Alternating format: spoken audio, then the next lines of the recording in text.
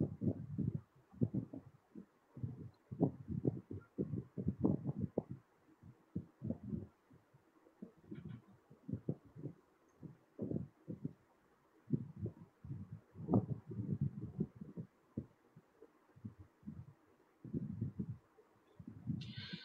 আলাইকুম। ওয়ালাইকুম আসসালাম। প্রতিবারের মতোই আমরা আমাদের আজকের লাইভ শুরু করতে যাচ্ছি। যারা আমাদের সাথে যোগ দিচ্ছেন সবাইকে শুভেচ্ছা। আপনারা জানেন আমাদের সাথে আজকে দুজন অতিথি রয়েছেন। আমি তাদেরকে পরিচয় করিয়ে দিচ্ছি আপনাদের সাথে।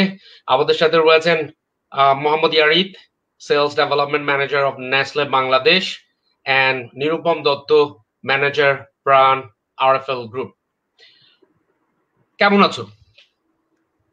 জি ভালো আছি, আলহামদুলিল্লাহ। আপনি কেমন আছেন? আমি আছি আলহামদুলিল্লাহ ভালো। আর তোমাদের দুজনকে আসলে সাথে পাওয়ার পর তো আরো ভালো হয়ে গেছি। সো এখানে একটা ধারাবাহিকতা চলছে। গত সপ্তাহে যারা এসেছিলেন তারা সবাই তোমাদের পরিচিত আমার এই শোতে। সো মন অনেক ভালো, আর আজকে তোমরা দুজন মন আরো ভালো। সো সব মিলে আমার মনে হয় যে আজকের শোটা অনেক কার্যকর হবে আমাদের অডিয়েন্সের জন্য। অডিয়েন্সরা অনেক কিছু জানতে পারবেন। প্রিয় অডিয়েন্স, আপনারা আজকের প্রোগ্রামে আমাদের সাথে থাকুন। আপনাদের ক্যারিয়ার রিলেটেড অতীত, বর্তমান, ভবিষ্যৎ যে কোনো প্রশ্ন থাকলে আমাদের অতিথিদেরকে সামনে প্লেস করুন। আমরা চেষ্টা করব আপনাদের সেই প্রশ্নের উত্তর দিতে। সো ইয়ারিদ, প্রথমে একটু কষ্ট হয়, তারপর আমরা সবাইকে একটি প্রশ্ন করি, একটু নিজের সম্পর্কে বলতে হয়। সো প্লিজ একটু ব্রিফলি নিজের সম্পর্কে বলা। এই ছোটবেলা কেমন ছিল, তারপর স্কুল, কলেজ, ইউনিভার্সিটি কেমন ছিল, তারপর এখন কেমন যাচ্ছে, ছোট করে নিজের সম্পর্কে একটু বলা। সো ইয়ারিদ। আচ্ছা স্যার, তো অনেক অনেক লম্বা একটা ট্রেন দাঁড়া করা দিলেন। ছোটবেলা থেকেই আমি আসলে বেশ লাজুক প্রকৃতির ছিলাম। স্কুল ছিল চিটং পাবলিক স্কুল অ্যান্ড কলেজ। সেখান থেকে ম্যাট্রিক বিজনেস স্টাডিজে করে আমি বিজনেস স্টাডিজে ইন্টারমিডিয়েটও করি গভর্নমেন্ট কমার্স কলেজ থেকে। পরে সেখান থেকে চিটং ইউনিভার্সিটিতে আসি, ফিনান্সে পড়ালেখা করি। এবং ফিনান্স চুজ করার ক্ষেত্রে সিদ্ধান্তটা ফিনান্সের প্রতি কোনো ফ্যাসিনেশন থেকে না, ওই সময়ে ফিনান্স ফার্স্ট চয়েস হিসেবে পপুলার ছিল। সো স্রোতে গা ভাসায় দিছি। বাট আলহামদুলিল্লাহ, I took a very good decision. Finance থেকে পড়ালেখা করে স্যার আপনি তো জানতেন নারী নক্ষত্র, ইচ্ছা ছিল শুধুই ফিনান্স না, আসলে ওভারঅল বিজনেস, মার্কেটিং সবকিছু নিয়ে ভালো করে পড়ালেখা করতে জানবো, যেগুলো এক্সট্রা কারিকুলার দিয়ে ওই ইচ্ছাগুলো পূরণ করছি। ইউনিভার্সিটিতে ডিবেট করতাম। আপনার বরাতে ডিবেটে যাওয়া, আপনার বরাতে একটা সাংগঠনিক অভিজ্ঞতা পাওয়া হয়েছে, সেইটার এইগুলা থেকে নেওয়া শিক্ষা এবং কনফিডেন্স নিয়ে পরবর্তীতে বিবিএ পরীক্ষা দেওয়ার পরপরই এমবিএ চলাকালীন শুরুর দিকে আমি ইয়াতে ঢুকে যাই, রেজাল্ট হওয়ার আগেই এপিএল এ ঢুকে, যেখানে অ্যারাউন্ড 1 ইয়ার কাজ করি অ্যারাউন্ড। পরে সেখান থেকে চলে যায় গ্ল্যাক্সোস্মিথক্লাইন, যেখানে আগেইন অ্যারাউন্ড 1 ইয়ার কাজ করি। মানে কোনোটাতেই 1 বছর কভার করি নাই। করে আমি তখন নেসলেতে জয়েন করি সেলস অফিসার হিসেবে। প্রথমে যশোর, তারপরে আবার হেড অফিস। ওখানেও আবার যশোরেও আমি বেশি দিন ছিলাম না, ওখানেও অ্যারাউন্ড 1 ইয়ার করে আমাকে আবার হেড অফিসে নিয়ে আসা হয়। হেড অফিসে প্রথমে সেলস অপারেশন ফাংশনে কাজ করি, তার পরবর্তীতে আমি চ্যানেল ক্যাটাগরি সেলস ডেভেলপমেন্ট ফাংশনে কাজ করি, যেইটা বোধ হয় ইন্ডাস্ট্রি বা অ্যাটলিস্ট একাডেমিক্যালি খুব পপুলার কোনো সাবজেক্ট না, মানে এটা কেউ জানে না আসলে এই রোলটার কাজটা কি। তারপরে অনেকদিন ধরেই চট্টগ্রামে আসার খুব ইচ্ছা ছিল। চট্টগ্রামে আসলে আমার যেটা হয়, সবসময় কাজ শেখার, কোন কিছু শেখার বা শেখানোর উৎসাহ বেড়ে যায়। তো আল্লাহর রহমতে আমি এই কোভিড-19 শুরু হওয়ার সাথে সাথেই চট্টগ্রামে এসে পাই, আফটার লং 9-10 ইয়ার্স। তো এই হচ্ছে আমার বর্তমানে অবস্থা। আর পরিবারের দিক থেকে ফিনান্সের বরাতেই স্যার আপনার ছাত্রীকে বিয়ে করি। বন্নি এখন আমার ওয়াইফ। আমি 3 সন্তানের জনক। আমার দুটা রাজকন্যা আছে, একটা রাজপুত্র আছে। প্রচন্ড জ্বালাতন করে, বাট আলহামদুলিল্লাহ এখন বাবা মার সাথে একসাথে চট্টগ্রামে আছি। অনেক ধন্যবাদ ইয়ারিদ। নিরুপম, একই প্রশ্ন। ওকে, থ্যাংক ইউ স্যার।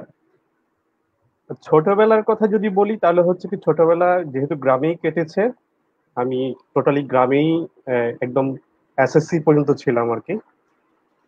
ছোটবেলাটা খুব দুরন্ত, সেটা স্বাভাবিক, সবারই গেছে। গ্রামের পরিবেশ, খোলামেলা, সবকিছু ফ্রেশ, সবার সাথে মেশা, সবার সাথে খেলাধুলা করা, ওইভাবেই বেড়ে ওঠা, যেভাবে একটা গ্রামের ছেলে বেড়ে উঠে আর কি। এসএসসি পর আমি চলে যাই শহরে, একেবারেই নতুন একটা জায়গায়, কিছুই চিনি না, জানি না। সেখান থেকে আস্তে আস্তে নিজেকে মানিয়ে নেওয়া, গড়িয়ে নেওয়া। এসএসসি পর এসএসসি যখন শেষ হয়, তখন আমি ইউনিভার্সিটি যখন প্রথমবার যখন আমি পরীক্ষা দিই আর কি, পরীক্ষা দিয়ে আমি দেখলাম কোথাও আমার চান্স হয়নি। শেষ পর্যন্ত চান্স পেলাম হচ্ছে ইসলামিক হিস্ট্রিতে। তো একটু কঠোর হয়ে গেলাম, তা আমি ইসলামিক হিস্ট্রি পড়বো না, 1 বছর ড্রপ দিয়ে আবার পড়ালেখা শুরু করি। তবে এই একটা বছর আমি বিকম পাস কোর্সে জয়েন করি আর কি, সিটি কলেজে। ওইটার পাশাপাশি আমি আবার ভর্তি পরীক্ষার জন্য প্রস্তুতি নিই। পরবর্তীতে আমার স্কোর অনুযায়ী আমি ডিপার্টমেন্ট পাই হচ্ছে অ্যাকাউন্টিং অ্যান্ড ইনফরমেশন। তো অ্যাকাউন্টিং আমার চয়েস যেহেতু ছিল না, আমি চাইলাম হচ্ছে ফিনান্সে ছিলাম। তো কোনো ক্রমে মাইগ্রেশন ক্রমে ফিনান্সে জয়েন করতে পারি আর কি। ফিনান্সে যখন জয়েন করি, তখন কাকতালীয় ভাবে আমার রোল নাম্বারটা হয় 5000, যেটা আমার খুব মনে লেগে আছে আর কি, 5000। তো ইটস এ মাইলস্টোন বলা যায় আমার জন্য, যাক সামহাও। সেকেন্ড ইয়ারে স্যার, বি অনেস্ট, অনেকগুলো আমরা first year, second year, third year, fourth year অনেকগুলো টিচারের সাথে আমাদের ইন্টিমেসিটা বাড়ে। সেকেন্ড ইয়ারে যখন প্রথম ক্লাস যখন আমরা পাই ইন্স্যুরেন্স, স্বাভাবিকভাবে ইন্স্যুরেন্স জিনিসটা আমাদের কাছে অনেকটা ধোঁয়াশা ছিল। প্রথম ক্লাসে যখন আপনি এসে বলেন insurance is nothing but sharing the risk of one on to many, তো ওখান থেকে ধরুন ইন্স্যুরেন্সটা তখন ক্লিয়ার হয়ে গেল যে ইন্স্যুরেন্সটা আসলে কি, নাথিং এলস। আপনি যেহেতু অভয় দিয়েছেন, সেই অভয় দিয়ে আমরা ইন্স্যুরেন্সটা শুরু করেছিলাম আর কি, এবং ওই ক্লাসটা এখনো আমার মনে আছে। তারপরের দিন যখন আবার জিজ্ঞেস করলেন ইন্স্যুরেন্সটা কি, তখন সবাই উৎফুল্লভাবে জিনিসটা হচ্ছে শেয়ার করলো আর কি। এইভাবেই ধরেন আমরা হচ্ছে বিবিএ শেষ করলাম, এমবিএ শেষ করলাম, অনেকগুলো স্যারের সান্নিধ্য পেয়েছি, আপনার সান্নিধ্য পেয়েছি। মাঝখানে এফবিডিএ আমাদের কাছে এসছে। এফবিডি এর প্রথম যেই প্রোগ্রামটা হয়, ইয়ারি, শাওন, সুজন, রাফি যারা ছিল আর কি, ওখানে যদি জিনিসটা বলতে যাই, ওই প্রোগ্রামে আমরা এত তাড়াহুড়া করে অর্গানাইজ করেছে এবং এতটা অতটা ভালো প্ল্যানিং ছিল না আর কি।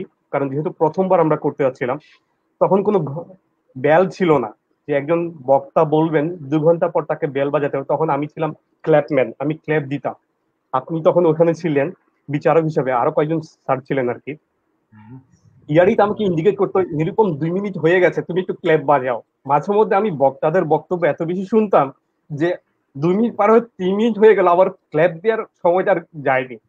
এবার এরকম 2 একবার হয়েছে আর কি। সেগুলো হচ্ছে খুব মজার সময় আর কি। বের হয়ে গেলাম ইউনিভার্সিটি থেকে শুরুতেই, তারপর ধরেন 6-7 মাস চলে গেল জব খোঁজার, কারণ স্বাভাবিকভাবেই মিডল ক্লাস ফ্যামিলি হয়ে আমাদের যে প্রথম যে টার্গেটটা থাকে একটা জব খোঁজা। তো জব খুঁজতে খুঁজতে প্রথমে অনেক জায়গায় দিয়েছি, কেউ কোথাও হয়েছে, কোথাও হয়নি, বা কোথাও পছন্দ হচ্ছে না।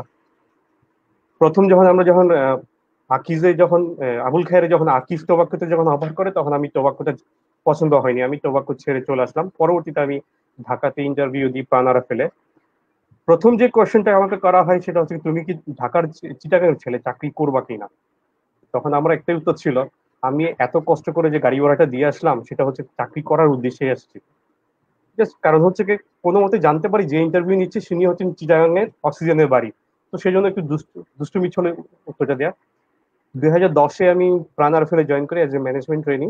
যদিও ইন্টারভিউটা দিয়েছিলাম ফাইন্যান্সে, পরবর্তীতে আমাকে চুজ করা হয় অডিটে নিয়ে গিয়েছিল, কারণ অডিটের লোক স্বল্পতা ছিল আর কি। 2010 থেকে শুরু করে আমি প্রায় 6 বছর অডিটে ছিলাম। যখন আমি অডিট ছাড়ি তখন আমি ম্যানেজার পদ নিয়ে ছাড়ি, এবং ওখান থেকে আমি ট্রান্সফার হয়ে যাই কর্পোরেট ফিনান্সে। এখন আমি ফিনান্সটাই দেখছি। ফিনান্সে প্রায় 4 বছর হয়ে গেল। তো আমি এখন প্রাণ প্রায় 10 বছর প্লাস 11 বছরে পা দিলাম আর কি। তো তো চলছে সবকিছু ভালোই, খারাপ না আলহামদুলিল্লাহ। পার্সোনাল লাইফে আমি এক সন্তানের জনক, বাবা মা বাড়িতেই থাকেন, আমরা এখানে থাকি আর কি। সবকিছু নিয়ে ভালো আছে, আপনাদের দোয়ায় আশীর্বাদে আশা করি আপনাদের দোয়ার সাথে পাবো। ধন্যবাদ। অনেক অনেক ধন্যবাদ দুজনকেই ছোট করে চমৎকার করে গুছিয়ে বলার জন্য।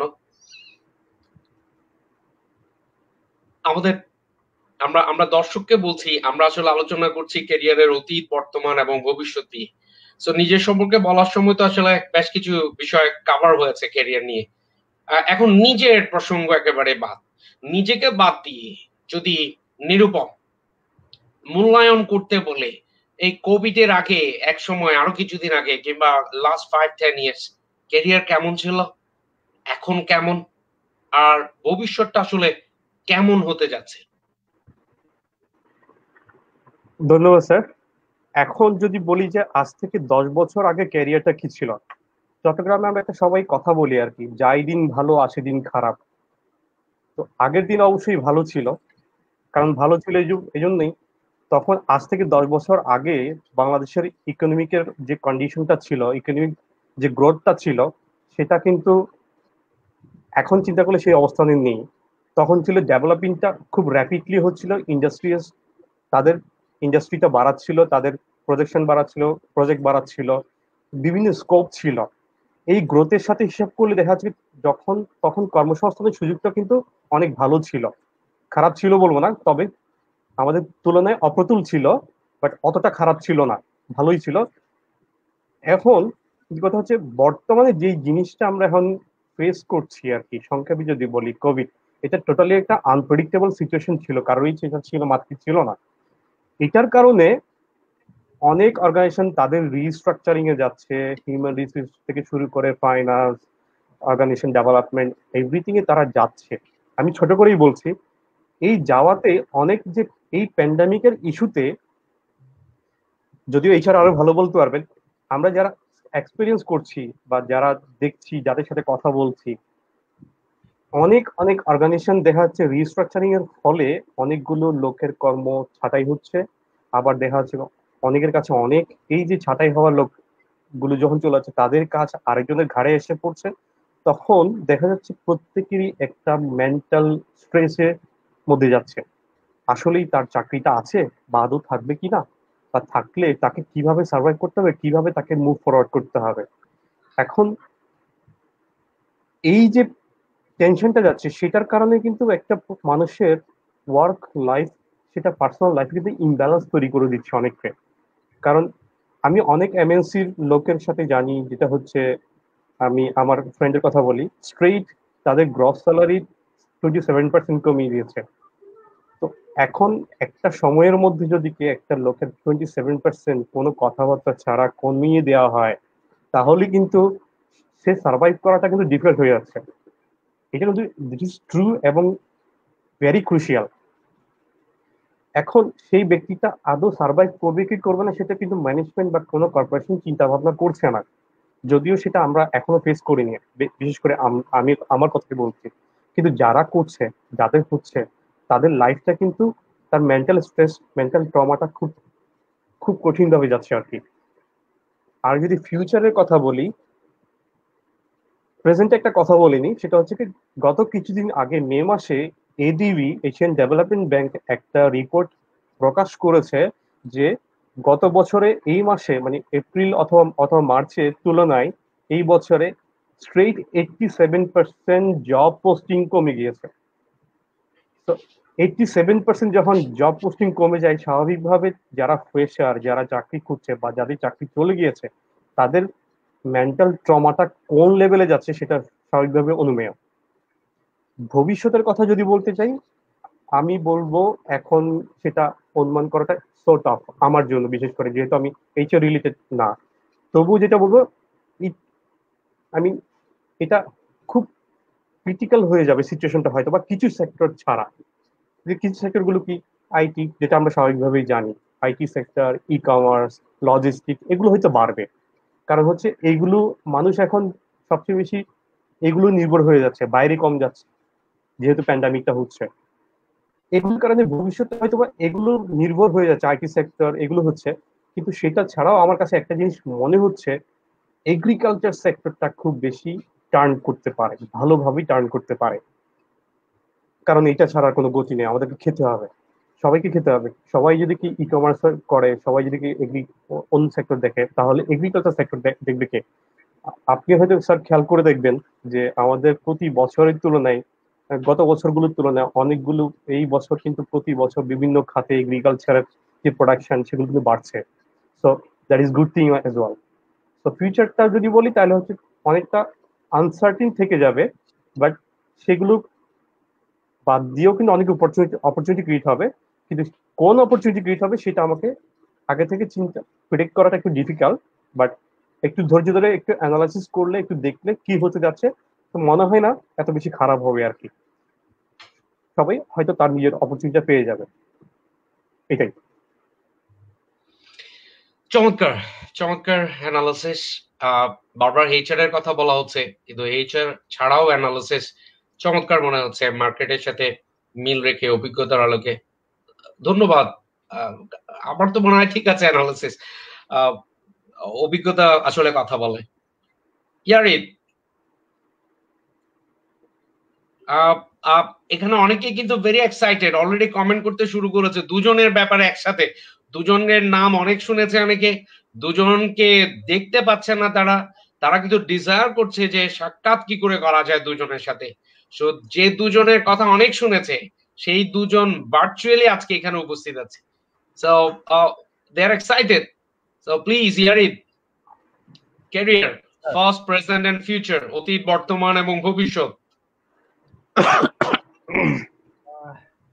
ক্যারিয়ারকে যদি আমি ভেঙে বলি তাহলে দুই ভাবে দেখবো আমরা। একটা হচ্ছে ক্যারিয়ার শুরু করা, আরেকটা হচ্ছে ক্যারিয়ারে প্রোগ্রেস হওয়া।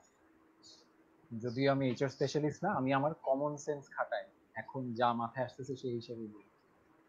তো অতীতের ক্ষেত্রে যেটা ছিল, একটা সময় ছিল you needed certificate, good universities, good scores, কিছু এক্সট্রা কারিকুলার থাকলে হয়তো এজ পাওয়া যেত। পরবর্তীতে এবং ওইখান থেকে প্রোগ্রেশনটা ওদের হয়তো হচ্ছে তাদের মধ্যে যারা অনেক শার্প, যারা অনেক হার্ড ওয়ার্কিং ছিল, তারা কষ্ট করে স্কিল গ্যাদার করতো, করে তারা সেসবে স্পেশালাইজ হয়ে ক্যারিয়ারে কিন্তু প্রোগ্রেস হতো। এবং এই জায়গাটা কিন্তু আমরাও কিন্তু দেখে আসছি। মানে আমি যখন অফিসার হিসেবে নেস্টেতে জয়েন করি, তখন আমি আমাদের সিনিয়র যারা ছিল তাদেরকে কিন্তু দেখে আসছি যে তারা তাদের সময় দাপুটে ভাবে কাজ করে আসছেন। ঢাকা ইউনিভার্সিটি অমুক গ্রাজুয়েট, জাহাঙ্গীরনগর ইউনিভার্সিটি অমুক গ্রাজুয়েট, তিনি খুব দাপুটের সাথে কাজ করে আসেন এবং আজকের এই ক্যারিয়ার খুব তাড়াতাড়ি পেয়ে গেছে। পরবর্তীতে যখন আমাদের সময়টা চলে আসে, তখন ক্যারিয়ারের ক্ষেত্রে এক্সট্রা কারিকুলার একটা ম্যান্ডেটরি পয়েন্ট হয়ে যায়। তখন হচ্ছে এক্সট্রা কারিকুলার থাকাটা ইজ এন ইম্পর্টেন্ট পয়েন্ট, থাকতে হবে, থাকলে you will get an edge. কারিকুলারে একটা স্কোর থাকতে হবে, you have to be from a very good university. করার পরে আমাদের ক্ষেত্রে যেটা অ্যাডিশনাল যোগ হয়, ওটা হচ্ছে আমাদের সবাইকে টেক স্যাভি হতেই হয়, বেয়ার মিনিমাম টেক স্যাভিনেস থাকতেই হয়, যেটা আগে ছিল না কিন্তু। সো যেটা আগের মানুষদের জন্য একটা অ্যাডভান্টেজ ছিল, সেটা আমাদের জন্য কিন্তু ম্যান্ডেটরি হয়ে গেছে। তো আমাদের সময় এসে দেখছি টেক স্যাভি তো ছিলাম, কিন্তু যারা কিনা কোনো পার্টিকুলার বিষয়ে বিশেষভাবে দক্ষ, তারা একটা এজ পাই। আমি কিন্তু একটা এজ পাইছি, যেহেতু এফবিডিএ তে কাজ করছি, বিভিন্ন বিজনেস কম্পিটিশন, বিভিন্ন স্পন্সরশিপ প্রোগ্রাম, এই ধরনের বিভিন্ন বিষয় নিয়ে কাজ হয়েছে, ইভেন্ট ম্যানেজমেন্ট, বাজেট ম্যানেজমেন্ট, সবকিছু নিয়ে কাজ হয়েছে। সো সফট স্কিলের ক্ষেত্রে কিছুটা এজ পাইছি, যার কারণে অল্প সময়ের মধ্যে ফিল্ডের থেকে হেড অফিসে চলে আসার সুযোগটা হয়। যখন বর্তমান সময় চলে আসি, বর্তমান মানে এই কোভিড পিরিয়ডের ইমিডিয়েট আগের থেকে শুরু করে আপকামিং টাইমে যেরকম হবে, যেটা আমরা অলরেডি দেখতে পারি, যেটা আমাদের সময় অ্যাডভান্টেজ ছিল, এটা এখন সবার জন্য স্ট্যাটাস কো, সবার জন্য এটা আছে, সবাই টেক স্যাভি। এবং ভালো অর্গানাইজেশনে, মানে competitive environment, you have to have একটা স্ট্যান্ডার্ড লেভেলের স্কিল আপনার থাকতেই হবে, যেটা আমাদের জন্য একসময় এজ ছিল, যেটা আমাদের আগের জেনারেশনের জন্য যেটা কিনা ছিল হচ্ছে এটা কামিং জেনারেশনের জন্য হয়ে গেছে এখন ম্যান্ডেটরি, এবং তাদের সাথে কিপ আপ করা এখন আমাদের জন্য হয়ে গেছে চ্যালেঞ্জ। সো আমাদের ability to transform with the new challenges and changes are way slower than the upcoming generation. যেটা একটা অন্যতম বিষয় যেটা হয় আমাদের ক্ষেত্রে, সেটা হচ্ছে আমাদের ক্ষেত্রে আমাদের জেনারেশন যেটা নাও বলতে আমরা যেটা বুঝি, আমাদের জেনারেশন যেটা দেখি সেটা হচ্ছে আমাদের সবার মধ্যে একটা বা দুইটা স্কিলের মধ্যে সীমাবদ্ধ ছিল না যে he is specialized on that one. Rather we had diverse skills, সে এই কাজও পারে ওই কাজও পারে। যেমন আমাদের এখানে বর্তমানে ধরেন স্যার, আমি আমার একটা ছোট এক্সাম্পল যদি দিই, আমার এর আগে আমি সিসিএসডি তে কাজ করতাম, which is রেজেম্বলেন্স যদি ইন্ডাস্ট্রি এফএমসিজি ইন্ডাস্ট্রির সাথে মেলাই, সেটা হচ্ছে ট্রেড মার্কেটিং এর সাথে যায়, পার্শিয়ালি ট্রেড মার্কেটিং এর সাথে যায়। সো এই ক্ষেত্রে though I was working in sales function and I was working in between sales and marketing, দুই ফাংশনের মাঝখানে, but I had to have a certain level of knowledge in finance, in marketing, in sales, in supply chain. You see sir, diverse skill থাকা আমাদের যুগে এখন আপনার career প্রোগ্রেশনের জন্য mandatory, প্রোগ্রেশনের জন্য স্যার। কিন্তু সামনে যে দিন আসবে স্যার, আমরা অলরেডি কোভিড-19 কিন্তু দেখেও ফেলেছি যে এখন সবচেয়ে বুমিং ইন্ডাস্ট্রি হচ্ছে এডুকেশন ইন্ডাস্ট্রি। অনলাইন প্ল্যাটফর্মগুলো লার্নিং এর ক্ষেত্রে they are observing their best of their revenue period ever. প্রত্যেকটা platform are on the profitable end. মানুষ এখন সব স্কিলস নিয়ে নিচ্ছে। ইনফ্যাক্ট ইয়াং পিপলদের জন্য কোন স্কিলসটা ছেড়ে কোনটা নিবে সেটা বাছাই করার একটা চ্যালেঞ্জ হয়ে যাচ্ছে। সো সামনে যে সময়টা আসতেছে, যেটা এখন আমাদের জন্য ডাইভার্স স্কিল, যেটাকে আমরা বুঝছি ক্যারিয়ার প্রোগ্রেশনের জন্য ইম্পর্টেন্ট, ক্লিয়ারলি সামনের সময়তে যারা যদি আমাদের এখানে ইয়াং ছেলের মেয়েরা যদি দেখে থাকে, তাদের জন্য কিন্তু ওই লেভেলের স্কিল থাকাটা একটা সময় ম্যান্ডেটরি হয়ে যাবে। It will not give you an edge, any kind of edge. মানে এটা তখন হচ্ছে বলে না যে foundation level. So what do you have as cream, topping হিসেবে কি দিচ্ছ? ওদের জন্য ফাউন্ডেশনটা হচ্ছে কেক লেভেলটা হচ্ছে, তখন এই ডাইভার্স স্কিল থাকতেই হবে। সো সামনের দিন এমন আসতেছে যেখানে আমাদের থেকে আমাদের ইয়াং জেনারেশনদের ক্যারিয়ারটা হয়ে যাবে, অসংখ্য মানুষ থাকবে যারা অনেক ডাইভার্স ব্যাপারে তারা কোয়ালিফাইড হবে।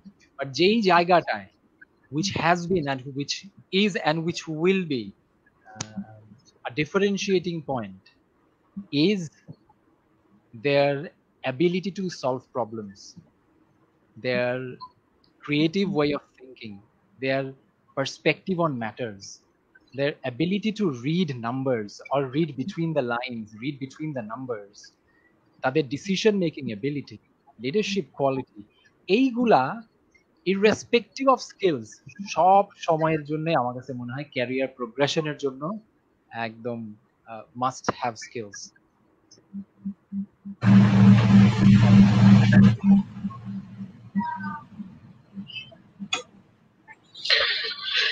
অনেক ধন্যবাদ।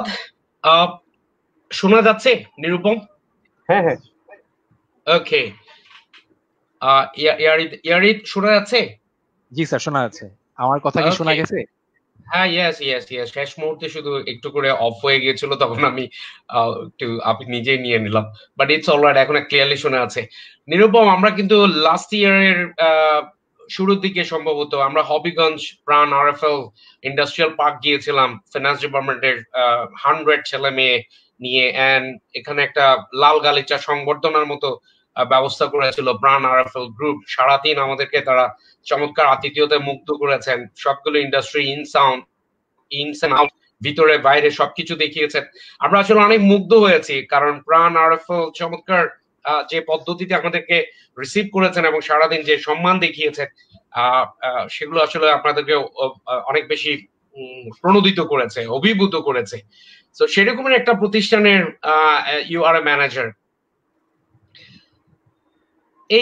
এই যে প্রাণ আরএফএল এর মতো একটা অর্গানাইজেশনে ইউ আর এ ম্যানেজার, আমাদের যারা স্বপ্ন দেখছে, ইয়ং জেনারেশন যারা ব্যাচেলর কমপ্লিট করেছে, মাস্টার্স করছে বা কমপ্লিট করেছে, কোভিড এর কারণে আটকে আছে, আহ, প্রাণ আরাফেলের মতো অর্গানাইজেশন গুলোতে তাদের অপরচুনিটি কি কমছে না ঠিক আছে না বাড়ছে? আমি ওভারঅল না বলি, এই প্রাণ আরাফেলের মতো বাংলাদেশের যে সকল কোম্পানি আছে, কারণ প্রাণের তো অ্যাগ্রো বেসড অনেক প্রোডাক্ট আছে, ইন্ডাস্ট্রি আছে।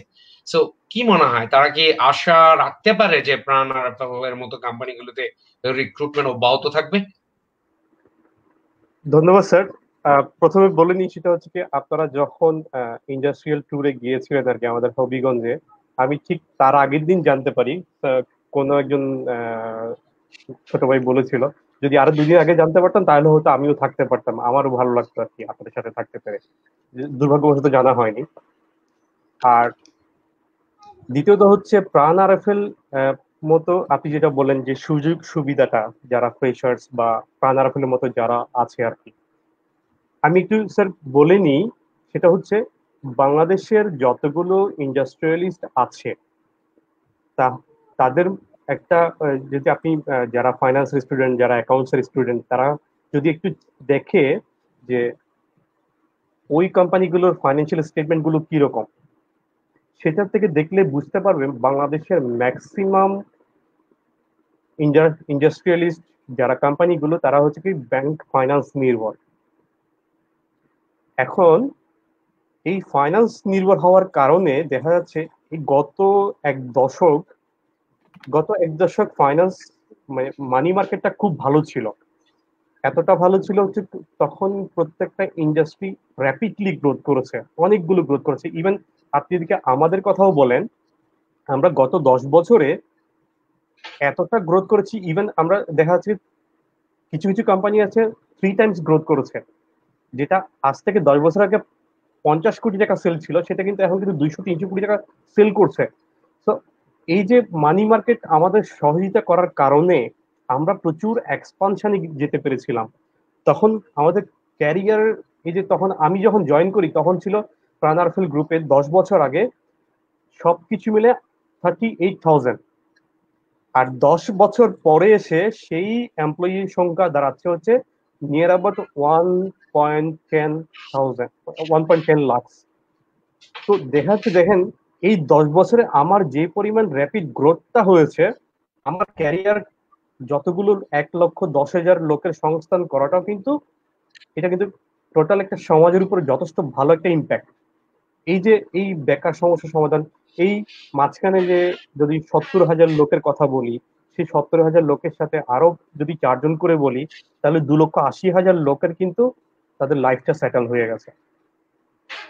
কিন্তু গত 2 বছরের মানি মার্কেটের হিসাব যদি আমি করি এবং বর্তমান সিচুয়েশন যদি হিসাব করি, যেহেতু আমি ফাইন্যান্সের গাই, আমি ফাইন্যান্স দিয়ে উদাহরণটা দিচ্ছি আর কি, কারণ বাংলাদেশের ইন্ডাস্ট্রিগুলো ম্যাক্সিমামই ফাইন্যান্স নির্ভর, ডেট নির্ভর।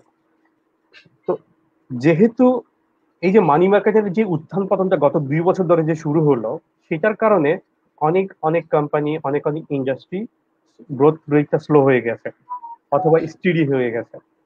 এই স্টেডি থাকার কারণে দেখা যাচ্ছে, যেহেতু দেখতে পাচ্ছে এই যে আস্তে আস্তে যখন এই কাজটা হচ্ছে, মানি মার্কেটে ইনফ্লেশনটা বাড়ছে, যে হঠাৎ করে দেখা যাচ্ছে মানি মার্কেটে আমার ডিপোজিটটা কমে গেল, আমার সিএলআর এর একটা একটা রেশিও মেনটেন করতে হচ্ছে, আমার ধরেন এডি রেশিও মেনটেন করতে হচ্ছে, তখন তো আমার টাকা তো মানি মার্কেট থেকে বের হচ্ছে না। না বের হওয়ার ফলে তখন দেখা যাচ্ছে মার্কেটে যেহেতু টাকাটা স্টাক হয়ে গেল, ইন্ডাস্ট্রি আর গ্রোথ করার জন্য ততটুক সুবিধাটা পাচ্ছে না। এটার সাথে যেহেতু এখন লোকাল মানি মার্কেটটা অনেকটা স্কুইজ হয়ে গেল, সেই সাথে এখন তাহলে ডিপেন্ড করতে হয় ফরেন ফাইন্যান্সকে। এখন ফরেন ফাইন্যান্সের বান্ধব যতটুক বাংলাদেশে থাকার কথা, ততটুক বান্ধব এখনো তৈরি হয়নি। এক international finance corporation, Asian development bank অথবা ডিইজি অথবা সিডিসি অথবা আইসিডি কতটা হেল্প করবে এতগুলো ইন্ডাস্ট্রিয়ালকে? বাংলাদেশে প্রচুর ইন্ডাস্ট্রি আছে, বড় বড় কোম্পানি আছে। এখন সেই সাথে দেখা যাচ্ছে বাংলাদেশ গভর্নমেন্টেরও প্রচুর টাকার দরকার তার ডেভেলপমেন্ট প্রজেক্ট করার জন্য।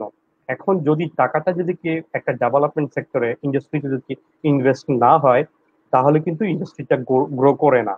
আর এটা হচ্ছে স্বাভাবিক, এটা অকীক নিয়ম। না করার ফলে দেখা যাচ্ছে কি অনেকগুলো কোম্পানি তখন কি হচ্ছে আস্তে আস্তে ওরা নিজেদের অর্গানাইজেশন ডেভেলপমেন্টের দিকে নজর দিচ্ছে, আমার যা আছে সেটাকে কিভাবে আরো একটু ফার্নিশ করে আরো একটু ভালো মতো করে আমি টোটাল অর্গানাইজেশনটাকে দাঁড় করাই, তারপর আমি গ্রোথে যাব। And in that sense, Prana RFL Group last 1.5 years they didn't recruit too much except in the sales sector. কারণ হচ্ছে সেলস সেক্টরে আমাদের টার্নওভারটা একটু বেশি, কারণ স্বাভাবিক সেলস এর প্রেশার থাকে, মার্কেট যেটা ইয়ারিক ভাই ভালো বলতে পারবেন আর কি, কারণ সেলস এর সাথে যথেষ্ট রিলেটেড কি পরিমাণ কাঠখড় সেলস পার্সনদেরকে পোহাইতে হয়। স্বাভাবিকভাবে ম্যানেজমেন্টটা প্রেশার থাকে, কারণ আমার যদি টার্ন ওভার যদি না থাকে তাহলে স্বাভাবিক কোম্পানি চলবে না, কোম্পানি না চলে বেতন দিতে পারবে না। তো এই যে ভাবে চলতে থাকে সেটা হচ্ছে যখন মানুষ একটা কোম্পানি যখন অর্গানাইজেশন ডেভেলপমেন্টের দিকে নজর দেয়, ইভেন এখনো দিচ্ছে, তখন দেখা যাচ্ছে কি রিক্রুটমেন্ট অপরচুনিটিটা কমে যাচ্ছে বাট বন্ধ হচ্ছে না। আমি আবার বলছি কমে যাচ্ছে in the meantime, but বন্ধ হচ্ছে না। বন্ধ হচ্ছে না এই জন্যই কারণ যখন একবার অর্গানাইজেশন ডেভেলপমেন্টটা হয়ে যাবে, যখন স্ট্রাকচারিংটা হয়ে যাবে, তাকে কি করতে হবে একটা জেসিসকে, তখনই সে ওই কোম্পানি বা ওনারা আবার কিন্তু রিক্রুটমেন্ট শুরু করবেন। সেক্ষেত্রে আমি ইয়ারিদের পয়েন্ট গুলো একটু যদি ব্যাখ্যা করি, যেহেতু বলে কম্পিটেন্সি, একটা নতুন জেনারেশন যখন আসবে কি কি বিষয়ে তার দক্ষতা থাকতে হবে, যেটা আমাদের জন্য দক্ষতা ছিল সেটা কিন্তু এখন কিন্তু ওই যে 10 বছর আগে যে দক্ষতা, সেই দক্ষতা কিন্তু এখন কিন্তু হয়ে গেছে, যদি 10 মার্কস এর মধ্যে বলি তাহলে হয়তো 5 মার্কস। নতুন নতুন অনেক কিছু স্কিল চলে আসছে, আইটির মধ্যে অনেক প্রেজেন্টেশন স্কিল চলে আসছে, সেই জিনিসগুলো সেইগুলো তার মধ্যে বা একটা ক্যান্ডিডেটের মধ্যে গ্রো করতে হয়। এইটা করলে দেখা যাচ্ছে সে যখন মোর কম্পিটেন্ট হয়ে যাচ্ছে তখন তার চাকরি পাওয়ার সুযোগটাও কিন্তু অনেক বেশি বেড়ে যাচ্ছে আর কি। তো আমি বলবো আমাদের কমেছে ট্রু সেন্সে, আমাদের গত 1.5 বছরে ইভেন আমি আমাদের ইউনিভার্সিটির অনেকগুলো ছোট মেয়ের কলও পেয়েছি আর কি, আমি নাম বলছি না। আমি চেষ্টা করেছি কিন্তু দেখা যাচ্ছে কারণ হচ্ছে আমাদের ম্যানেজমেন্টের কিছু নতুন পলিসির কারণে আমরা তাদেরকে হয়তো সুযোগ সুবিধা ওই লেভেলে দিতে পারছি না, যার ফলে হয়তো এই মুহূর্তে আমরা একটু স্লো যাচ্ছি, বাট ইনশাল্লাহ 1-2 বছর পরে এই প্যান্ডেমিক যখন শেষ হবে, যখন আমাদের যখন আরেকটা সুযোগ হবে তখন আমরা আবার ফুল ফ্লেজে শুরু করতে পারবো আর কি। এটাই। অনেক অনেক অনেক চমৎকার অ্যানালিসিস, অনেক চমৎকার। ইয়ারিত, একটু ভিন্ন প্রসঙ্গে চলে যাই। অনেক ইয়ং জেনারেশন তোমাকে দেখছে না, ভিডিও ক্লিপসও পাচ্ছে না, তোমার কথা শুধু শুনে, সাথে অবশ্য তোমার একার কথা না, নিরুপমের কথাও শুনে আজকে তারা দেখছে। তো তুমি তো দেশ সেরা একটা ক্লাব, বিজনেস ক্লাবের, এফবিডিএ, ফাইন্যান্স বিজনেস এন্ড ডিবেটিং অ্যাসোসিয়েশনের ফাউন্ডিং প্রেসিডেন্ট, এবং সেই যাত্রা তো আমি বলি স্যার, সরি স্যার, ইয়ারিত আমাদের ব্যাচের মধ্যে এই এফবিডি নিয়ে সে একটা রোল মডেল ছিল। আমি যদি বলি, আমাকে যদি বলা হয় তাহলে সে তো 5 থেকে 10%, ইয়ারিত সেটা 70 থেকে 80%। সো আমি জানি আর কি ইয়ারিত এরকম একজন রোল মডেল, যাকে নিরুপম বলছে রোল মডেল, এখনো ইয়ং জেনারেশন যারা তোমাকে দেখেনি, চিনে না, তারা তোমার নাম শুনে মনে করছে যে you are a role model. And আসলে সেই সময়কার পেইন গুলো, হ্যাপিনেস গুলো কেমন ছিল? কি করে তুমি আসলে এরকম একটা অর্গানাইজেশন নিয়ে ভেবেছিলে বা জন্ম দিয়েছিলে? একটু কি এই ইয়ং জেনারেশনের কাছে বলবে এত পেইন নিয়েছিলে? আদৌ কি তোমার এক্সট্রা কারিকুলার তোমাকে কোনো কিছু উপহার দিয়েছে, কোনো স্কিল অ্যাড করেছে, না just you have wasted your time? কঠিন প্রশ্ন করলাম। অনেক কঠিন প্রশ্ন করছেন স্যার। প্রথম কথা হচ্ছে নিরুপম তো সবসময় অনেক উদার, এবং সেই হিসাবে সে মাশাআল্লাহ অনেক উদার ভাবে আমাকে হাম্বল করলো। কিন্তু এফবিডি এর জন্য স্যার আপনার যদি মনে থাকে, নিরুপম কিন্তু আমাদের একদম ফার্স্ট এক্সিকিউটিভ কমিটির মেম্বার ছিল। ইয়েস, He was the তোমাদের first দুজনকে এক জায়গায় করা হয়েছে তো। I was the founding president and he was the founding vice president. Founding vice president. আসছি নিরুপমের কাছে, নিরুপম তো বাঁচবে না। স্যার শুরুর দিকে কথা যদি বলি, ফাউন্ডিং কিন্তু বলে না, বীজ বীজ হয়েছে কিন্তু আপনার থেকে। আমরা প্রথমবার ডিবেট করি, কোনো এক্সপিরিয়েন্স ছাড়া ডিবেটে আমরা ফাইনালে চলে যাই, কোনো আগের থেকে কোনো ধারণা নলেজ ছাড়া আমরা মোটামুটি ভালো পারফর্ম করি এবং আমাদের থেকে সেরা বিতার্কিক, সেরা বক্তা নির্বাচিতও হয়। আপনি তখন আমাদেরকে বলেন যে ইয়ারি তোমরা একটা ক্লাব করো, সেখান থেকে কিন্তু ক্লাবটা করা। আর বর্তমানে এফবিডি এর যেই ধরনের অ্যাক্টিভিটি হয়, যেভাবে তারা বিভিন্ন জায়গায় পার্টিসিপেট করে, সেখান থেকে আমরা বুঝতেই পারি যে যেই হার্ডলস গুলো আমরা অনেক কাঠখড় পোহায় পার হয়ে যেসব কাজ আমরা করছি, সেগুলা এখন এফবিডি এ অলমোস্ট নিয়মিত লেভেলে করতে পারতেছে। তো সেইখানে কিন্তু স্যার একটা অদ্ভুত লেভেলের তৃপ্তি আছে, একটা অন্য লেভেলের একটা মানে একটা ভালো লাগা কাজ করে যে এই সময়গুলো আমরা একসময় ভিজুয়ালাইজ করতাম, আমাদের ভিশনে ছিল যেরকম হবে। সব কথা তো সব সময় সব জায়গায় বলা যায় না, তবে ধরেন পাবলিক ইউনিভার্সিটি হওয়ার কারণে অনেক দৃষ্টিভঙ্গি থাকে, অনেক বড় বড় মানুষদেরও, অনেক সময় ছাত্রদেরও। তো সেখান থেকে দেখা যায় ধরেন আমাদের প্রথম যে প্রোগ্রামটা আমরা করি, মানে স্যার আপনার তো মনে আছে এটা জন্মতেই প্রথমত বাধা ছিল, এটা অ্যাপ্রুভাল পেতে একটা বাধা ছিল, যেটা আমরা অ্যাপ্রুভাল একবার না আমরা 2বার নিয়েছিলাম।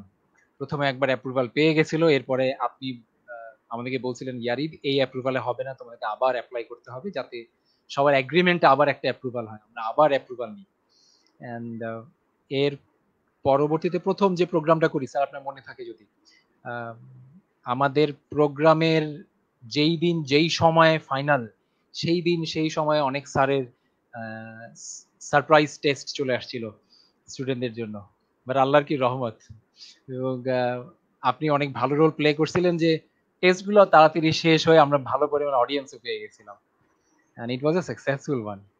যদি এরপরে অনেক বড় বড় প্রোগ্রাম করি, কিন্তু মনে কিন্তু গেঁথে আছে একদম প্রথম প্রোগ্রামটা।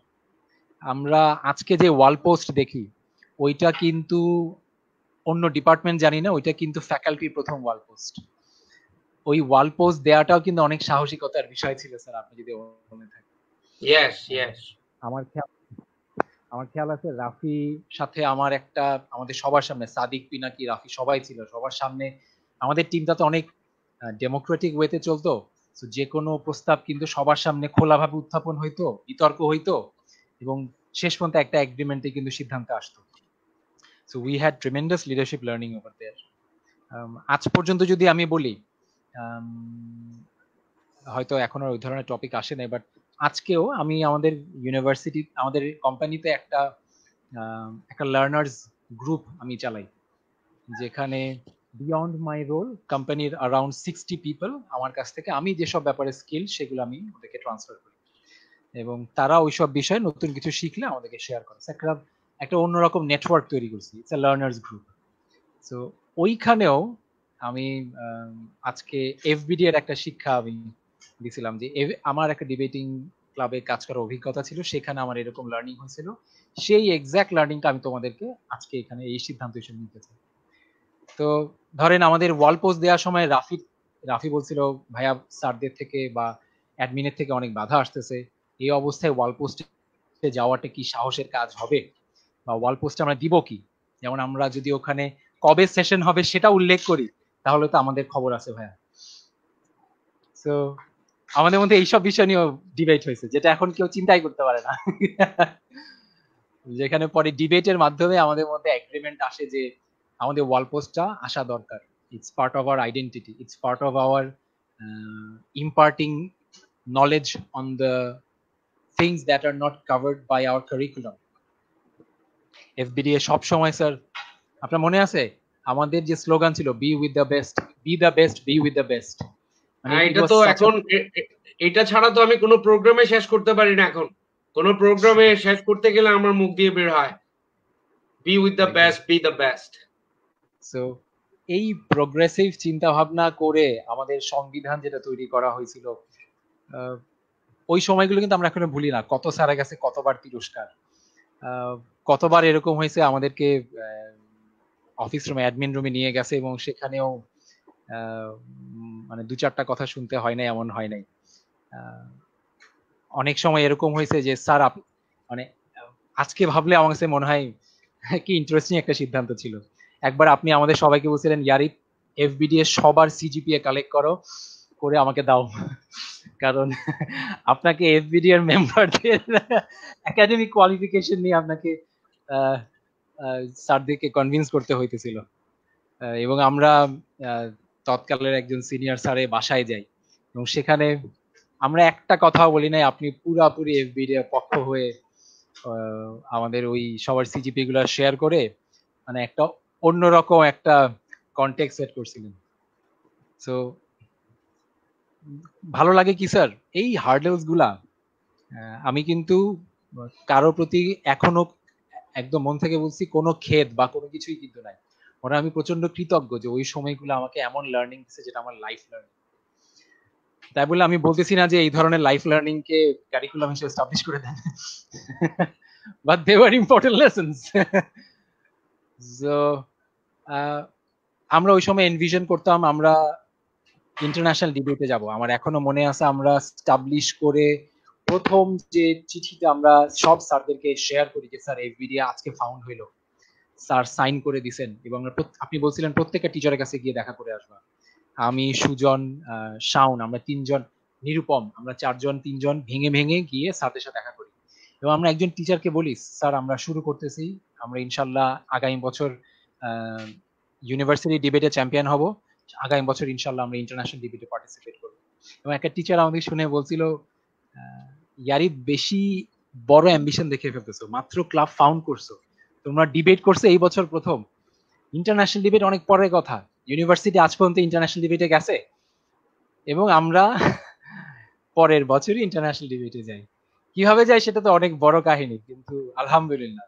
আর এখন স্যার আল্লাহ রহমতে দেখেন এমন কোনো বছর নাই যেখানে আমাদের ইউনিভার্সিটি আমাদের এফবিডি এর ছেলেরা ইন্টারন্যাশনাল ডিবেটে যাচ্ছে না, যেখানে ন্যাশনাল লেভেলে আমাদের ইয়ারা যাচ্ছেন না, ডিবেটাররা যাচ্ছেন না এবং আমাদের মুখ উজ্জ্বল করছে না, অ্যাডজুডিকেটর হিসেবে যাচ্ছে, ডিবেটর হিসেবে যাচ্ছে। এই শুরুর দিকের যে স্যার পেইন গুলো আপনারা কয়েকজন স্যাররা নিছিলেন, আপনি সামনে থেকে ইসমতারা ম্যাডাম ছিল, পিছন থেকে আমাদের অনেকবার মুক্তাদি স্যার ছিল, মানে আপনারা দেয়ালের মতো আমাদের প্রোটেকশন দিয়েছেন, যার কারণে কিনা আজকে এই আপনাদের গড়ে তোলা দেয়াল কিন্তু আজকে চীনের প্রাচীরের মতো বৃহৎ হয়ে গেছে। যেটা আজকে ওই বলে না যে চীনের প্রাচীর এত বড় চাঁদ থেকে দেখা যায়, এফবিডি এখন এত গৌরবোজ্জ্বল হয়ে গেছে এটা এখন চাঁদ থেকে দেখা যায়। বাংলাদেশে সবাই চিনে, বিশ্বের অনেক মানুষ চিনে, এখানকার ছেলেরা বিভিন্ন জায়গায় মুখ উজ্জ্বল করতেছে। পেইন ছিল বাট আলহামদুলিল্লাহ গেইনটা হচ্ছে অন্য লেভেলের স্যাটিসফ্যাকশন। অনেক অনেক ধন্যবাদ। আর সাথে একটু করে আমরা অ্যাড করে দিই, কারণ আমাদের অনেক প্রতিবন্ধকতার মাঝেও যিনি সামনে এসেছিলেন রাতের অন্ধকারে একটা আবেদনের মধ্যে সিগনেচার করে বলেছিলেন তানভীর তুমি কাজ চালিয়ে নিয়ে যাও, বাকিটা আমি দেখছি। তিনি আমাদের প্রফেসর ডক্টর আনম আব্দুল মুক্তাদির স্যার। ওনার কথা আমাদের মনে রাখতে হবে। আর আরেক তোমরা যখন ইন্টারন্যাশনাল ডিবেটে গেলে ডিপার্টমেন্ট অফ ফাইন্যান্স তোমাদের ঠিক সেভাবে সহযোগিতা করতে পারেনি, কিন্তু ডিপার্টমেন্ট অফ মার্কেটিং এর এখন ডক্টর ফুয়াদ, সেই ফুয়াদের কন্ট্রিবিউশন আসলে এফবিডিএ রিকগনাইজ করে যে ফুয়াদ স্যার সে তোমাদের চমৎকার গাইড করেছিল। সম্ভবত তোমাদের কোন একটা ইন্টারন্যাশনাল ডিবেটে তোমাদের সাথে ছিল নাকি? গিয়েছিল, সাথে গিয়েছিল। জি স্যার। ইউ সি দ্যাট যে অন্য ডিপার্টমেন্টের একজন শিক্ষক তোমাদেরকে এত পছন্দ করতেন যে ফাইন্যান্স ডিপার্টমেন্টের ডিবেটারদের সাথে দেশের বাইরে পর্যন্ত গিয়েছে, ফান্ডিং এ সহযোগিতা করেছে। সো রিয়েলি তোমাদের অনেক কষ্ট আছে, কিন্তু তোমরা অনেক লাকিও আসলে। কত মানুষজন তোমাদেরকে ভালোবাসতো, এখনো তোমাদেরকে রোল মডেল মনে করছে। আমার তো মনে হতো যে আমি বাচ্চা হয়ে গেছি, তোমরা তোমাদের কথাবার্তা শুনলে, তোমাদের সাথে কিছুক্ষণ থাকলে আমার মনে হতো আমি তখন বাচ্চা হয়ে যেতাম। স্যার একটা বিষয় আমি বলি, সেটা হচ্ছে আমরা সব সময় ডিবেট করে যেটা করতাম, আমরা কমিউনিকেশন স্কিলে খুব জোর দিতাম, যেটা আমাদের ইমপ্রুভ করতে হবে। কিন্তু আমাদের একটা সুবিধা ছিল কি স্যার, আপনি এত ভালো কমিউনিকেট করতেন, আমার এখনো খেয়াল আছে আমরা অনেকগুলা শোতে আপনাকে হুট করে নিয়ে আসছি, স্যার একটু দাঁড়াইতে হবে, কিছু কথা বলতে হবে, আপনিও মাশাআল্লাহ দাঁড়ায় গিয়ে এমন সব কথা বলে ফেলতেন যেন এটাই প্ল্যান ছিল, স্ক্রিপ্টেড ছিল। স্যার একটা ভালো জিনিস ছিল, আমরা এফবিডি এ কিন্তু কখনো ফাইন্যান্সকে ঘিরে চিন্তা করছি সবসময় তা কিন্তু না। মার্কেটিং এর যে ক্লাবটা ছিল, সেই ক্লাবটা ফাউন্ডিং এ এফবিডি এর একদম সরাসরি অনেক সাপোর্ট ছিল। অ্যাকাউন্টিং এর যে ক্লাব ছিল সেটাতে ফাউন্ডিং এ এফবিডি এর সরাসরি অনেক কন্ট্রিবিউশন ছিল। So we have always thought on a bigger Horizon, এবং ওই লার্নিংটা কিন্তু আমি আমার বর্তমান অর্গানাইজেশনেও আমি এখনো শেয়ার করি। ওই লার্নিংটা আমি এখনো আমার নিজের মধ্যে ক্যারিও করি। অনেক অনেক ধন্যবাদ নিরুপম। তুমি তো শুনছিলে আসলে হিস্ট্রি রিপিটস ইটসেলফ। সো আমরা তো জানি একজন founding president, so another one is founding vice president. দুজনকে একই সাথে একই প্রোগ্রামে একই সময়ে পাওয়া, এটা তো অদ্ভুত ভাগ্যের ব্যাপার, কিন্তু আজকে আমরা পেয়েছি। সো তোমাকে তো ছাড়া যাচ্ছে না, তোমারও সেই সময়কার অনেক কঠিন, ভালো, মিষ্টি, অম্ল, আরো যত স্বাদের অভিজ্ঞতা আছে, তুমি নতুন জেনারেশনের জন্য বলতে পারো এখান থেকে কি লার্নিং আছে, কেরিয়ারে কিভাবে হেল্প করে, এক্সট্রা কারিকুলার কি আদৌ দরকার আছে না দরকার নাই? নিরুপম। ধন্যবাদ স্যার। বলেনি আমি, সবাই যেহেতু সামনে আছে আর কি, সবাই যেহেতু লাইভে শুনছে আমাকে, সেজন্য বলেনি নিজের স্বীকারোক্তি আর কি। যদিও ভাইস প্রেসিডেন্ট ছিলাম, তত বেশি কাজের ছিলাম না, স্বীকারোক্তি আর কি। কারণ বেশিরভাগ সময় যে কাজগুলো হয়েছে আর কি, সেটা সবচেয়ে বেশি ইফোর্ট যার ছিল ইয়ারিক, সাথে ছিল হচ্ছে শাওন ছিল, আসিফ ছিল, রাফি ছিল, এরা কিন্তু ছিল। তো ওই জায়গায় হয়তো আমার লেভেলের যে ইনপুটটা দরকার ছিল সেটা 100% আমি দিতে পারিনি বলবো আমি। যদিও ইয়ারিক আমাকে ভাইস প্রেসিডেন্ট করে দিয়েছে আর কি। তো যাই হোক, এক্সট্রা কারিকুলাম অ্যাক্টিভিটিস এর ক্ষেত্রে যদি বলি স্যার, সত্যি কথা হচ্ছে আমাদের সময়কার, মানে আমি আমাদের সময়কার কথা বলছি আর কি। আমাদের সময়কারে যে ক্লাসগুলোতে অন্যভাবে যদি না নেন আর কি, প্রেজেন্টেশনটা একটু কম হতো। কম হওয়ার কারণে দেখা যাচ্ছে কি, আমরা যারা ইন্টারভিউতে ফেস করতাম, মানে বিশেষ করে যদি আমার কথা বলি, প্রথম 2-1 মিনিট আমার খুব হেজিটেশন ফিল হতো। কিন্তু এটা যদি কি হচ্ছে একটা কন্টিনিউয়াস একটা প্রেজেন্টেশনের মধ্যে যদি গড়ে উঠতো, যে প্র্যাকটিসটা গড়ে উঠতো, তাহলে কিন্তু জিনিসটা হতো। যদিও হ্যাঁ, আমি অ্যাবিলিটির সাথে জড়িত ছিলাম, কিন্তু আমি সবচেয়ে বেশি পছন্দ করতাম বাংলাটাকে, বাংলার বিতর্কটাকে বেশি পছন্দ করতাম। টু বি অনেস্ট, এখন যদি অনেক ইংরেজি বলতে হয় পেট চালানোর দায়ে, ইংরেজিটা আমার ঠিক মনের মধ্যে আসে না আর কি, মন থেকে সায় দেয় না বেশি ইংরেজি কথা বলা। বাংলাটাকে আমি বেশি প্রেফার করি, আমার মন থেকেই চলে আসে বাংলাটা বেশি, মাতৃভাষা বলে হয়তো বা, বাট ইংরেজিটা বা অন্য কোনো ভাষা, হিন্দি বলেন উর্দু বলেন, সেটা আমার মন থেকে আসে না, সেজন্য বাংলাটা বেশি আমি প্রেফার করতাম। তো যার ফলে দেখা যাচ্ছে বাংলা, আমাদের এখানে চয়েসের দিক থেকে ইংলিশ ডিবেটটা বেশি হতো স্বাভাবিকভাবেই। তখন আমাদের তো ধরেন যারা ছিল আর কি, আমরা এখানে একই সাথে কাজটা করতাম প্রত্যক্ষভাবে। আমি ওখানে যুক্ত ছিলাম না, বাট আদার লজিস্টিক বা যেগুলোতে আমার ছিল দরকার ছিল, সেখানে আমি অবশ্যই ছিলাম, আর সবার সহযোগিতা তো অবশ্যই ছিল। তো এক্সট্রা কারিকুলাম অ্যাক্টিভিটিসটা এই জন্যই দরকার নিজের প্রত্যেকটা জায়গায়। আমি কেন একটা জিনিস আমার মধ্যে দরকার, যেটা মানুষ চাইবে, যেটা সেটা যে কোনো ভাবেই হোক, আমি নিজেকে প্রেজেন্ট করতে হবে। সেটা আইদার আমি সেটা হই যদি বলি যে বিয়ের মার্কেটে, তাও আমাকে প্রেজেন্ট করতে হবে। আমি যদি চাকরি বলি তাও করতে হবে, যদি আমি এন্টারপ্রিনিয়র হই তাই করতে হবে, যদি আমি সেলস পার্সনও হই, নিজের কোনো একটা দোকান থাকে, তাও কিন্তু আমাকে প্রেজেন্ট করতে হবে। তো শুধু পড়ালেখা দিয়ে কিন্তু আমি নিজেকে প্রেজেন্ট করতে পারবো না, আমার মধ্যে একটা প্রেজেন্টেশন তৈরি করতে হবে। আমি যদি একটা নতুন প্রোডাক্ট তৈরি করি, সেটা কেন তৈরি করছি, কার কাছে কিভাবে প্রেজেন্ট করছি, সেটাও কিন্তু আমাকে দেখতে হবে। তো এক্সট্রা কারিকুলার অ্যাক্টিভিটিসটা অবশ্যই দরকার। আর আমি বলবো এটা না থাকলে যে সমস্যাটা, সেটা হচ্ছে সেই স্বাভাবিক যে আপনি প্রেজেন্ট করতে পারবেন না, আপনি একটু পিছিয়ে যাবেন, কারণ আপনি অনেক জানেন। ইভেন আমাদের কোম্পানিতেও কিন্তু, বা বিভিন্ন কোম্পানিতে অনেক আছে, বড় বড় অনেক এফসি বা সিএফও আছেন, তারা অনেক জানেন, বাট প্রেজেন্ট করতে পারেন না। কারণ হচ্ছে কি, তাদের মধ্যে নলেজের প্রতি তাদের যে ক্ষুধাটা ছিল, সেই ক্ষুধাটা ওনারা বেশি নিয়ে নিতে। কিন্তু প্রেজেন্ট করার বিষয়টা, সেটা হচ্ছে কিছু কিছু লোক থাকে না, যে ধরেন আবহ সঙ্গীত, ব্যাকগ্রাউন্ড মিউজিক যারা বেশি পছন্দ করে, তারা ব্যাকগ্রাউন্ডেই থাকেন। এই ধরনের লোকে কিন্তু দরকার আছে, দরকার নাই তা না, কারণ ওনারাও কিন্তু একটা ভাইটাল রোল প্লে করে। বাট মানুষ কিন্তু দেখে কিন্তু সামনের জিনিসটা, যে কে কিভাবে প্রেজেন্ট করলো। তো আমি বলবো এক্সট্রা কারিকুলার অ্যাক্টিভিটিসটা এই জন্যই দরকার, you have to present yourself, এটা খুবই দরকার। স্যার আমি একটু নিরুপমের সম্পর্কে একটা ঘটনা বলতে চাই। Yes, obviously, Arit. Sir Nirupam ছিল ভাইস প্রেসিডেন্ট, এবং আপনি তো নিজেই সারা জীবন অনেক অর্গানাইজেশন করে আসছেন। নিরুপম ভাইস প্রেসিডেন্ট থাকা সত্ত্বেও আমরা যখন প্রথম পাবলিক স্পিচ কম্পিটিশনটা করি, তখন আমাদের ফান্ড তো বেশি ছিল না, ওইটা দিয়ে আমাদেরকে এটার প্রচারটা বড়ভাবে করা দরকার ছিল, পার্টিকুলারলি ফর ফাইনালস। তো ফাইনালের দিন আমার মাথায় নিরুপমের সাথে কথা হচ্ছিল যে নিরুপম আমাদের কাটা পাহাড়ের মুখে ঢোকার মুখে আমাদের একটা ব্যানার টাঙাইতে হবে। তো ব্যানারটার নিরুপম নিল দায়িত্ব। এখন টাঙাইতে হবে কিভাবে, আমরা কোনো সলিউশন খুঁজে পাচ্ছিলাম। Remember sir, he was a vice president, easily he could have chosen the path of a vice president, হাম্বড়া ভাব নিয়ে যে ঠিক আছে আমি কিছু ছেলে জোগাড় করতেছি, এনে টাঙাই দিচ্ছি। কাটা পাহাড়ের শুরুতে স্যার আপনি যদি দেখেন, এটা কিন্তু অনেক বড় একটা জায়গা, মানে ওইখানে একটা ব্যানার টাঙানোর জন্য স্পেস খুঁজে পাওয়া অনেক কঠিন। এন্ড আই স্টিল রিমেম্বার মানে যে ওই জায়গায় তখনও তেমন কোনো ব্যানার ট্যানার টাঙানো হইতো না, because of the inconvenience. Nirupam কেমনে যেন কোন একটা লাইট পোস্টের সাথে কিসের সাথে তাল গোল মিলায় নিজ হাতে ওই ব্যানারটা লাগায় দেয়। স্যার কথায় আছে না, বলে না যে put up your sleeves and get your hands dirty, ও লিটারালি এই কথাটা প্রমাণ করে দেখাইছিল।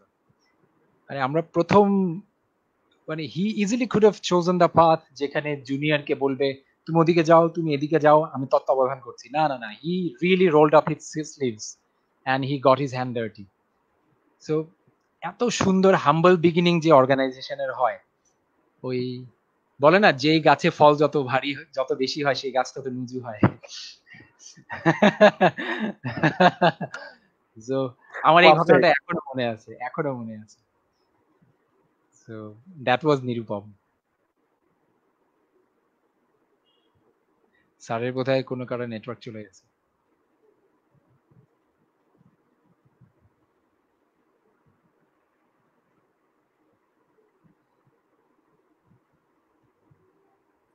বাট ওই কথাটা কিন্তু এখন আমার মাথায় নেই আর কি, আমি একদম খেয়াল নেই যে ব্যানারের কথা আসলে কি লাগিয়েছিলাম নাকি তুমি বানিয়ে বলছো, আমি জানি না। তুমি যদি তালি দিতে তাহলে তো মনে থাকতো। That's fine. That's fantastic. That এগিয়ে আসছে, ব্রেন স্টর্মিং করেছে, একটা ওয়ে বের করেছে। So really president vice president এইভাবেই তো কাজ করে না, করা উচিত, অ্যাটলিস্ট এইভাবেই তো কাজ করা উচিত। একটু তৃতীয় ডাইমেনশনে যাই।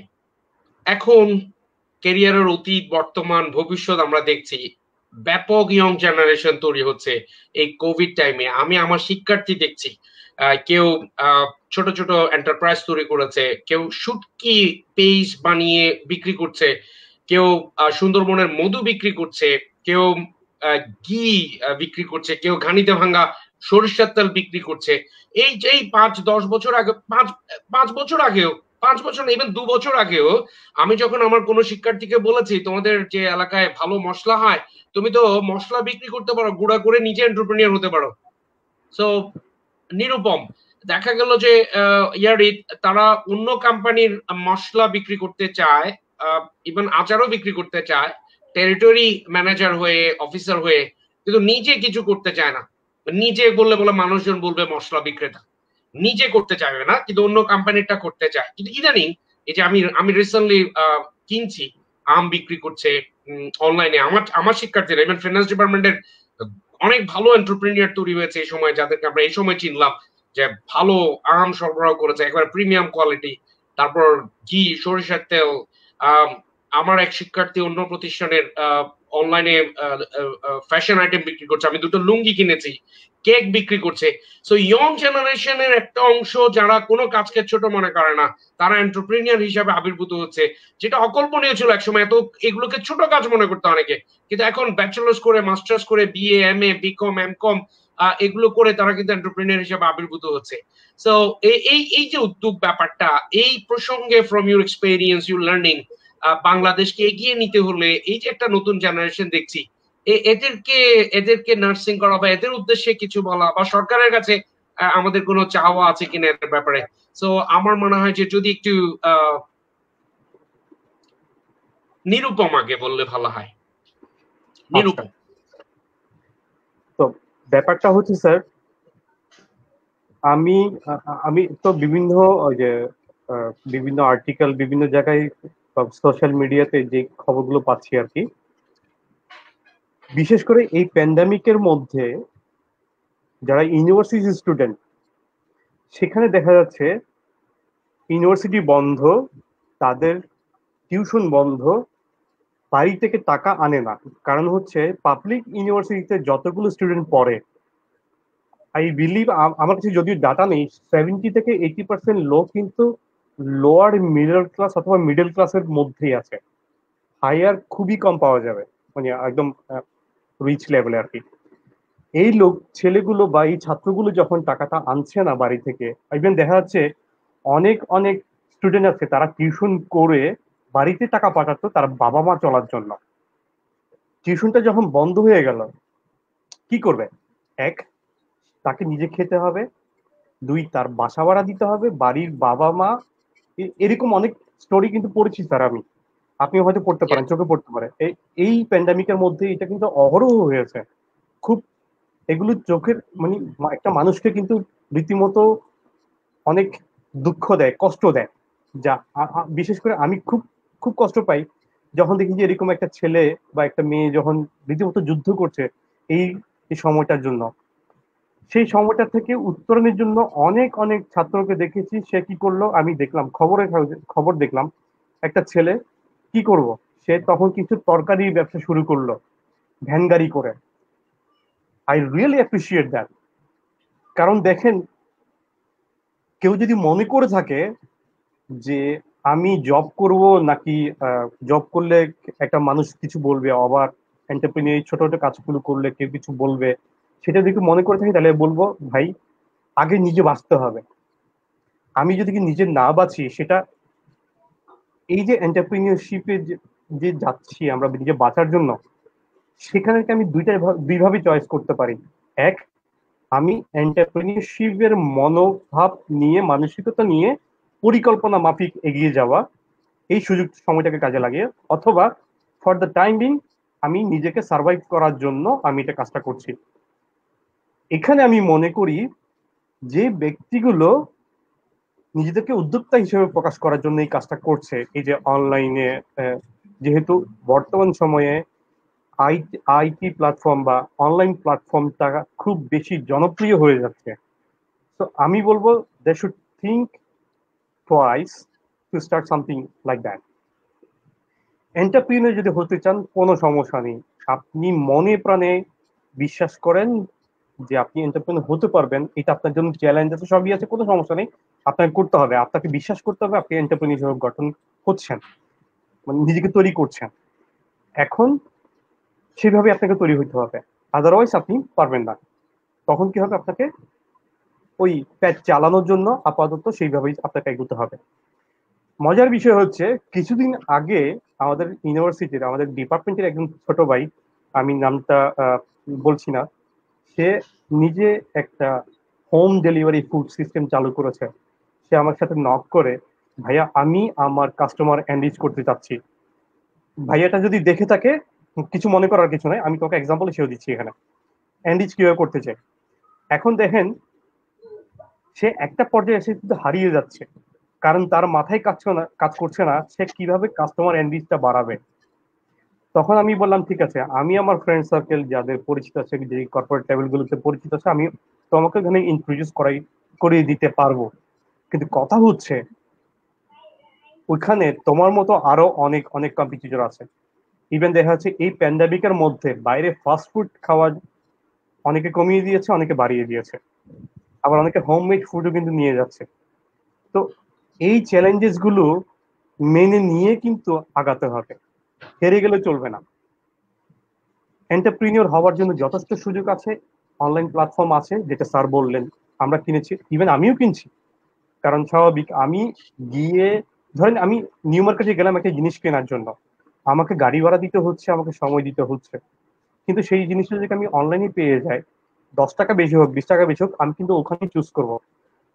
হ্যাঁ, একটা পর্যায়ে গিয়ে হয়তোবা আমি বড় বড় যারা শিল্প প্রতিষ্ঠান, ইভেলি, পাঠাও, দারাজ, এদের মধ্যে হয়তো পারবো না, কারণ সেই লেভেলটা আমার নেই। বাট যারা ফ্রেন্ড সার্কেলরা আছে, যারা একজন দুজন করে এন্টারপ্রেনিউর হচ্ছে, তারা চাইলেও কিন্তু সেটা কিন্তু একটা মার্জ করে কিন্তু একটা বড় কিছু করতে পারে।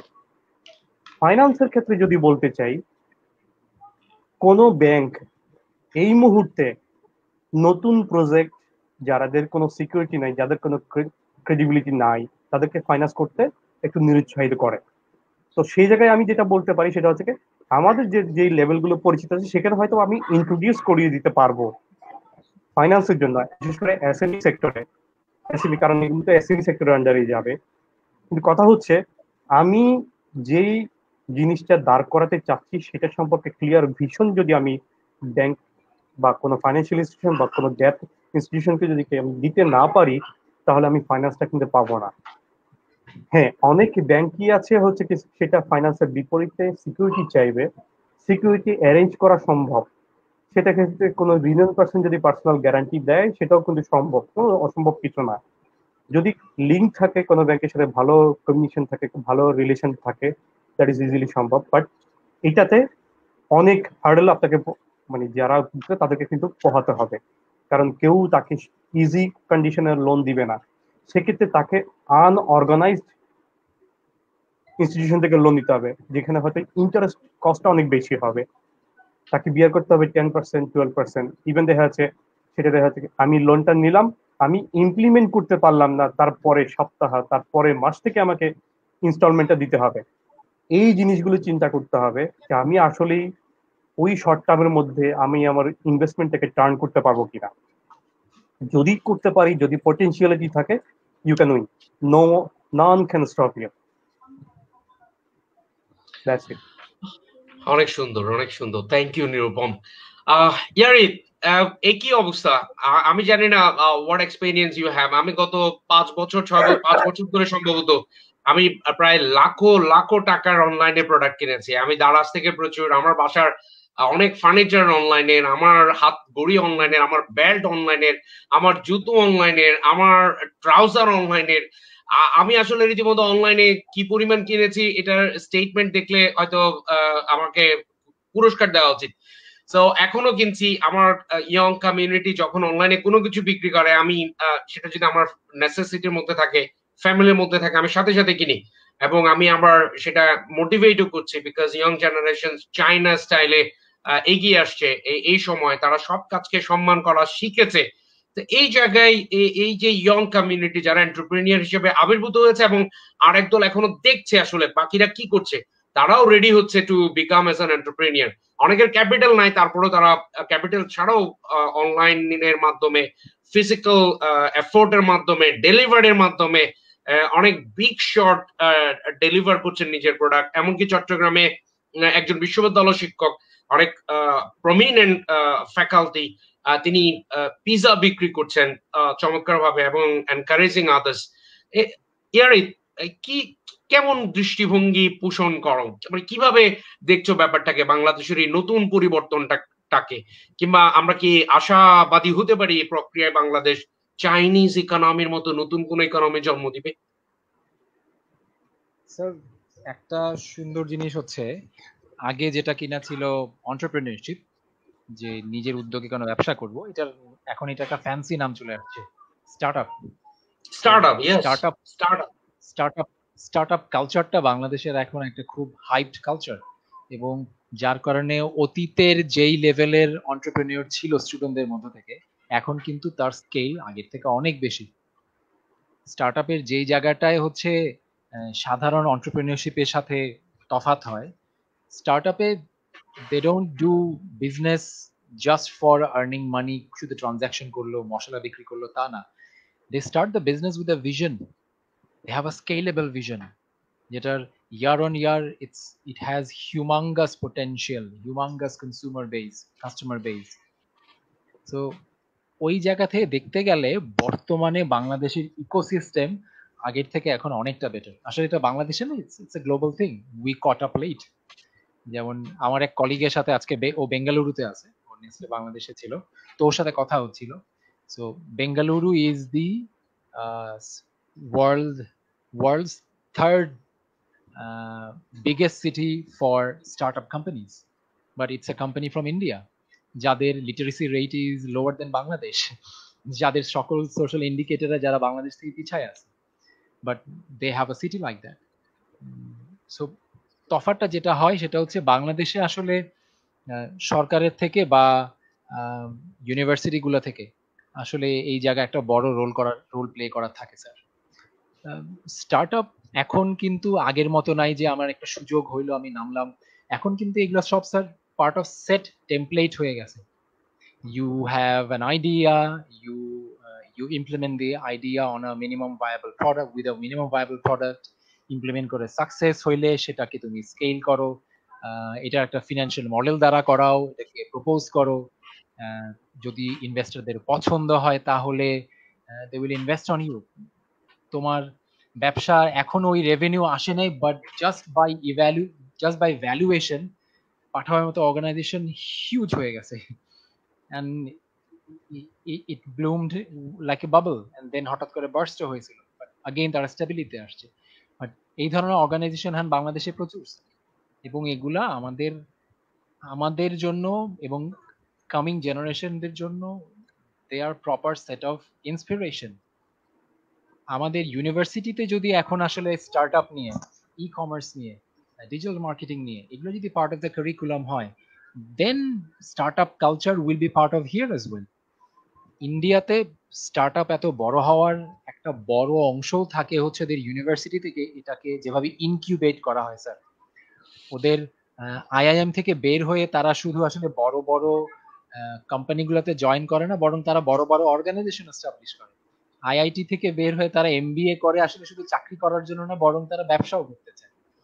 সো আমাদের কারিকুলামে যদি এই ধরনের টেমপ্লেট বলতে যা বুঝাই আমরা, এই ধরনের সাবজেক্টগুলো যদি কভার করা হয়, তাহলে স্টুডেন্টরা চাকরি করার মেশিন থেকে বের হয়ে ফ্যাক্টরির মতো কোনো অর্গানাইজেশনে না ঢুকে তারা নিজেরাই কিন্তু বাংলাদেশের ইকোনমিতে আমাদের থেকে আরো বড়ভাবে প্রভাব ফেলতে পারবে। তারা একজনের জন্য কর্মসংস্থান না করে 100 জনের জন্য কর্মসংস্থান করতে পারবে, এবং মানুষকে স্বপ্ন দেখাইতে পারবে যে 100 না, আমরা এখান থেকে 1000 1 লক্ষ মানুষকে ইনশাআল্লাহ কর্মসংস্থান দেব। So I think these are positive sides and this is how we should look into it for future. ধন্যবাদ। আলোচনা আসলে অনেক সামনের দিকে যাচ্ছে। নিরুপম, জি স্যার, আইডিয়া আগে না ক্যাপিটাল আগে? আমার এক জেনারেশন পেয়েছি আমি, যে জেনারেশন বলছে উদ্যোক্তা কি করে হব স্যার, ব্যাংক তো টাকা দেয় না, টাকাও নাই, ক্যাপিটাল না থাকলে কি উদ্যোক্তা হওয়া যায়? এক গ্রুপ অফ কমিউনিটিস তারা বলছে আগে মূলধন তারপর স্যার আইডিয়া এমনি চলে আসবে টাকা থাকলে। আরেকটা কমিউনিটি পাওয়া গেছে তারা বলছে না স্যার আইডিয়া থাকলে ক্যাপিটাল জোগাড় করা যাবে। মাঝামাঝিও একটা গ্রুপ আছে তারা বলছে দুটোই লাগবে। নিরুপম, কোনটা আসলে বেশি গুরুত্বপূর্ণ, ক্রেজি আইডিয়াস না ক্যাপিটাল? আমার কাছে মনে হয় স্যার ক্রেজি আইডিয়াস। কেন বলছি? আমার মনে হয় আমাদের 2-3 ব্যাচ জুনিয়র নিবেদিতা মল্লিক, আমি ওর সাথে আমার কখনো যোগাযোগ হয়নি। কোনো এক সময় 2011 অথবা 12-র দিকে ওর সাথে যখন কথা হয়, একবার চ্যাটিং হচ্ছিল, তো ওরা বাংলালিংক অথবা রবি কোন একটা আইডিয়া শেয়ারিং এর জন্য একটা প্রজেক্ট থ্রো করেছিল আর কি। তখন মনে হয় বাংলাদেশে মোবাইল ফাইন্যান্সিং সিস্টেমটা খুব এত বেশি চালু না, একদম শুরুর দিকে আর কি, শুরু হবে। তখন আইডিয়াতে বোধহয় ওরা জয়েন করেছিল যে আমরা একটা মোবাইল ফাইন্যান্সিং জাস্ট লাইক বিকাশ বা মোবাইলে অ্যাকাউন্ট খোলা, এই ধরনের একটা আইডিয়া ছিল। আমি পুরোটা ভুলে গিয়েছি যেহেতু বললেন স্যার আইডিয়া। তো কোনো কারণে দেখা যাচ্ছে ওরা এই ধরনের একটা আইডিয়া দিয়েছিল, বাট ওদের চেয়ে আরেকজন টিম একটু বেটার আইডিয়া ছিল, তারা উইন করেছে প্রোডাক্টটা, মানে তারাই উইন করেছে আইডিয়া শেষে। তো দেখেন এই যে একটা আইডিয়া পুরো ইন্ডাস্ট্রিকে কিন্তু চেঞ্জ করে দিল, আমাদের বাংলাদেশ ইন্ডাস্ট্রি। হ্যাঁ, ক্যাপিটাল দরকার, কিন্তু কথা হচ্ছে আমি যে আইডিয়াটা চুজ করছি সেটা, আমি সেই আইডিয়াটা যদি আমার একটা বর্ন চাইল্ড কি হয়, আমি শত কষ্ট করে হলো তাকে বড় করার চেষ্টা করি। ইভেন আমি যদি বলি, এখন আমি কি চিন্তা করছি, আমি কিছুদিন আগে সুজনের সাথে চিন্তা করছিলাম আর কি, চিন্তা করছিলাম দেখো সুজন, যদি চাকরি বাকরি যদি করতে ইচ্ছা না হয়, সোজা একদম এগ্রিকালচার সেক্টরে চলে যাব, বাড়িতে গিয়ে হাল চাষ করবো, কোনো সমস্যা নেই, বাড়িতে জায়গা জমি আছে। ইভেন কেন বলছি এটা, যদি আইডিয়ার সাথে যাচ্ছে না, এটা বলছি এই কারণেই, আমি এগ্রিকালচার সেক্টরে কাজ করেছি, আমি এগ্রিকালচার সেক্টরে জানি কি পরিমাণ কষ্ট করতে হয়, কি পরিমাণ আর্নিংটা করতে হয়। বাট টু বি অনেস্ট, বর্তমানে যে হারে যেভাবে বাংলাদেশের কৃষকগুলো মানে হাল চাষ করছে নাকি, একটু চেঞ্জ করলে স্যার তারা রাতারাতি দ্বিগুণ প্রফিট করতে পারে, দ্বিগুণ। হ্যাঁ, এই দ্বিগুণের জন্য আপনাকে কিছু ইনভেস্ট করতে হবে। তো বাই দ্য ওয়ে, আমি ওখানে যাচ্ছি না। Idea can change your life. আমি সেটা যদি নিজের বর্ন চাইল্ড হিসেবে আমি যদি নার্সার করি, আমি যদি ফাইট করি, তাহলেই কিন্তু আমার টাকাটা আটকে থাকবে না, সেই টাকাটা যে কোনো ভাবে হোক চলে আসবে। এই যে যেটা বলেছিলাম আগে, যারা নতুন নতুন উদ্যোক্তা হচ্ছে তাদের ফাইন্যান্সটা কোত্থেকে আসবে? ফাইন্যান্সটা যে কোনো ভাবে আসতে পারে। আমি অর্গানাইজড ইনস্টিটিউশন থেকে পেলাম না, আনঅর্গানাইজড ইনস্টিটিউশন আছে, তার থেকে আমি দরকার হলে একটু ডেফার্ট নিব, কিন্তু এই ডেফার্ট পিরিয়ডের জন্য আমাকে স্ট্রাগল করতে হবে, আমার আইডিয়াকে নিয়ে স্ট্রাগল করতে হবে অনেক। আপনি ধরে নেন 100 জায়গায় গেলে আপনার 99 জায়গায় বাধা আসতে পারে, এটা আমরা জানি, আসতেই পারে। কারণ আমি দুনিয়ার অনেক কিছুই আমি দেখিনি। বাংলাদেশের বর্তমান কর্পোরেট কালচারটা অনেক বেশি পলিটিসাইজড, সব জায়গায় পলিটিসাইজড, হতে পারে বাধা সম্মুখীন হবেই, কিন্তু আমাকে এজ এ বর্ন চাইল্ড হিসেবে নার্সার করতে হবে, আমাকে ফাইট করতে হবে আমার আইডিয়াকে স্টাবলিশ করার জন্য। ক্যাপিটাল দরকার, বাট ফার্স্ট আমার আইডিয়াটা আমার নিজের ব্যক্তিগত কিনা, আমি জন্ম দিয়েছি কিনা, অন করলে কোনো কিছু যদি কেউ যদি অন করে থাকে তাহলে ওনারশিপটা থাকে, নচেত থাকে না, এটা আমি মনে করি। অনেক ধন্যবাদ, অনেক ধন্যবাদ। আমাকে আমার এক ইয়ং স্টুডেন্ট, যে এখনো স্টুডেন্ট, সোশ্যাল মিডিয়াতে মোটামুটি কিছুটা ভূমিকা রাখছে, তার এক লাইভ শোতে আমাকে অতিথি বানালো এবং আমাকে জিজ্ঞেস করছে, স্যার আপনার জীবনে কিছু শুধু ভালো সময়, খারাপ সময় বা কোনো বাধার কখনো সম্মুখীন হয়েছিলেন, যেটা যে বা এখনো কোনো বাধার সম্মুখীন হচ্ছেন?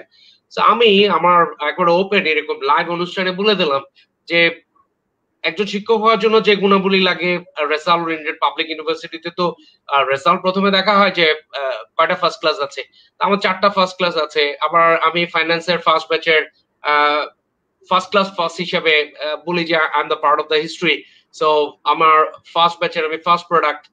তো তথাপিও এই ডিপার্টমেন্ট অফ ফিনান্সের শিক্ষক হওয়ার জন্য আমার শ্রদ্ধেয় প্রিয় শিক্ষক বৃন্দ আমাকে যে পরিমাণ কষ্ট দিয়েছেন বছরের পর বছর, তারপর প্রভাষক হলাম, সেখান থেকে সহকারী অধ্যাপক হতে গিয়ে যে পরিমাণ কষ্ট দিয়েছেন, সহকারী অধ্যাপক হতে সহযোগী অধ্যাপক হতে যে পরিমাণ কষ্ট দিয়েছেন, সহযোগী অধ্যাপক হতে যে পরিমাণ কষ্ট দিয়েছেন, আমি বলেছি আমার যে লাইফ স্কুল থেকে এখন পর্যন্ত আমার পরিবার আত্মীয় স্বজন কোথাও আর কোনো বাধা নাই। যে পরিমাণ বাধা আমি শুধু বিভাগ থেকে পেয়েছি, এই বিভাগের মাধ্যমে পেয়েছি, তাতে মাশাআল্লাহ আমার কাছে এখন আর পৃথিবীর কোনো বাধায় বাধা মনে হয় না। আমি এটাকে লার্নিং মনে করেছি, অভিজ্ঞতা মনে করেছি। এখন যদি আমাকে পৃথিবীর সেরা বাধাও কেউ আমার সামনে দেয়, এগুলো চূর্ণপটি, এগুলো কোনো বাধায় না। বাধা কি, কত প্রকার, সব আমি শিখে ফেলেছি। আমার কাছে আর কোনো বাধা অবশিষ্ট নাই। আমাকে যদি কেউ চরম বিপদেও ফেলে, I will just love and learn how to overcome this. আমি যদি বলি তোমাদের দুজনের ক্ষেত্রে, প্রথম ইয়ারিত, সারা জীবনে এমন কোন প্রতিবন্ধকতা কি ছিল যেটা হওয়ার কারণেই মানে ইউ ফিল দ্যাট আসলে সেটাই সেরা প্রতিবন্ধকতা, এখন আর পৃথিবীর কোন প্রতিবন্ধকতাকে প্রতিবন্ধকতা মনে হয় না? ইয়ারিতের পর নিরুপম, একটু প্রস্তুত থাকতে হবে। এমন কোন প্রতিবন্ধকতা যেটা সত্যি সত্যি এমন যে এখন আর কোনো বাধায় বাধা মনে হয় না? ইয়ারিত স্যার, আমি জানি না এটা কিভাবে বলা যায়, তবে we have many young communities are watching us. তাদের জীবনে অনেক প্রতিবন্ধকতা আছে, অনেকের পড়াশোনা বন্ধ হয়ে যাওয়ার উপক্রম। আমরা সবাই মিলে সহযোগিতা করার চেষ্টা করছি, অনেকে সবার সাথে শেয়ার করতে পারে না, আমাদের সাথে করছে। সো আসলে যে প্রতিবন্ধকতা সবার জীবনে আছে, এমন কঠিন হতে পারে। সো পার্সোনাল লাইফে ধরেন স্যার সবারই বিভিন্ন হার্ডলস বা চ্যালেঞ্জেস থাকবে, এক একজনে এক এক অ্যাঙ্গেলে থাকবে, বাট যেই জায়গাটায় আমার ক্যারেক্টার বিল্ডিং এ একটা স্ট্রং রোল প্লে করছে সেটার কিন্তু একটা বড় অংশ হচ্ছে এফবিডিএ। হয়তো ছোট ভাইরা শুনলে বলবে যোগাযোগই নাই, খবরই নাই, আর সব কথা খালি এফবিডিএ এফবিডিএ করতেছে। কিন্তু এফবিডিএ অস্তিত্ব টিকায় রাখা কিন্তু sir one of the biggest challenge that I have faced in my entire career, যদি স্টুডেন্ট লাইফ থেকে শুরু করে বর্তমান প্রতি চিন্তা করি। এতবার এটার অস্তিত্ব নিয়ে সন্দেহ বা বাধা আসছে যে এই সন্দেহর কারণে, এই ভয়ভীতির কারণে অনেকে তো সরেও গেছে, অনেকে থাকেও নাই, কোথায় কি না কি হয়, কোন স্যাররা কিভাবে দেখে। সো সবচেয়ে বড় প্রতিবন্ধক যদি বলি স্যার, একটা কোনো ইনসিডেন্ট হবে না যে ঠিক এই ঘটনার কারণে আমি আসলে সবচেয়ে বড় হার্ডলস ফেস করছি, but it's actual a series of challenges for a single direction on the very existence of FBDA. There has been political pressures as well. Chiro University হওয়ার কারণেই there has been numerous political pressures. অনেক harassment বেশ কয়েকবার ফেসও করতে হয়েছে, but আলহামদুলিল্লাহ ওইগুলার কারণে I strongly still sir একদম স্ট্রংলি বিলিভ করি যে কখনো তো আসলে এই এফবিডি অস্তিত্ব রক্ষা করতে গিয়ে কখনো কুপরামর্শ কারো কাছ থেকে পাই নাই বা নিও নাই। যখন সব সব মানে সুপরামর্শ পাইছি তখন সেটা নিয়ে সৎ নিয়তে কাজ করে গেছি, তো যার কারণে মনে হয় এখন আমার ক্যারিয়ারে বা আমার পার্সোনাল লাইফেও অনেক সময় কিন্তু অনেক এক্সাম্পল আমার এই এফবিডি এর টাইমের বিভিন্ন হার্ডলস থেকে চলে আসে। এই যে একটা টিম হিসেবে কাজ করা, টিম হিসেবে কাজ করতে পারার যে অভিজ্ঞতাটা, আজকে যদি ধরেন স্যার এখানে রাফি থাকতো, সুজন থাকতো বা সুভাষিস থাকতো, ওরা কিন্তু রাফি কিন্তু দেখছে এই প্রোগ্রাম, সাদিক পিনাকি এরা যদি থাকতো তাহলে আপনি দেখতেন স্যার সবাই দেখবেন এক সুরে, তাওসিফ দেখছে, এমদাদ দেখছে, এবং স্যার এটা কিন্তু এই জন্য সবাই এক সুরে কথা বলতাম না যে কারণ আমরা সবাই প্র্যাকটিস করতাম যে ভাই এক কথা সবাইকে বলতে হবে, কখনো আমরা এই আলোচনা করি নাই, কিন্তু আমরা সবাই প্রিন্সিপালি একই উদ্দেশ্যের দিকে এতটাই মনোযোগী ছিলাম যে আমাদের চিন্তা ভাবনা এবং মুখের কথা সবসময় একই রকম ভাবেই আসতো, যার কারণে যখন আমাদের বাহাস হয়ে কখনো এগ্রিমেন্ট হইতো তখন এগ্রিমেন্টটা হয়তো মন থেকে এগ্রিমেন্ট। সো এফবিডি এর আজকে স্যার আপনি হচ্ছে সবচেয়ে জ্বলন্ত সাক্ষী, হ্যাঁ, জন্ম থেকে এখনো পর্যন্ত সব দেখতেছেন।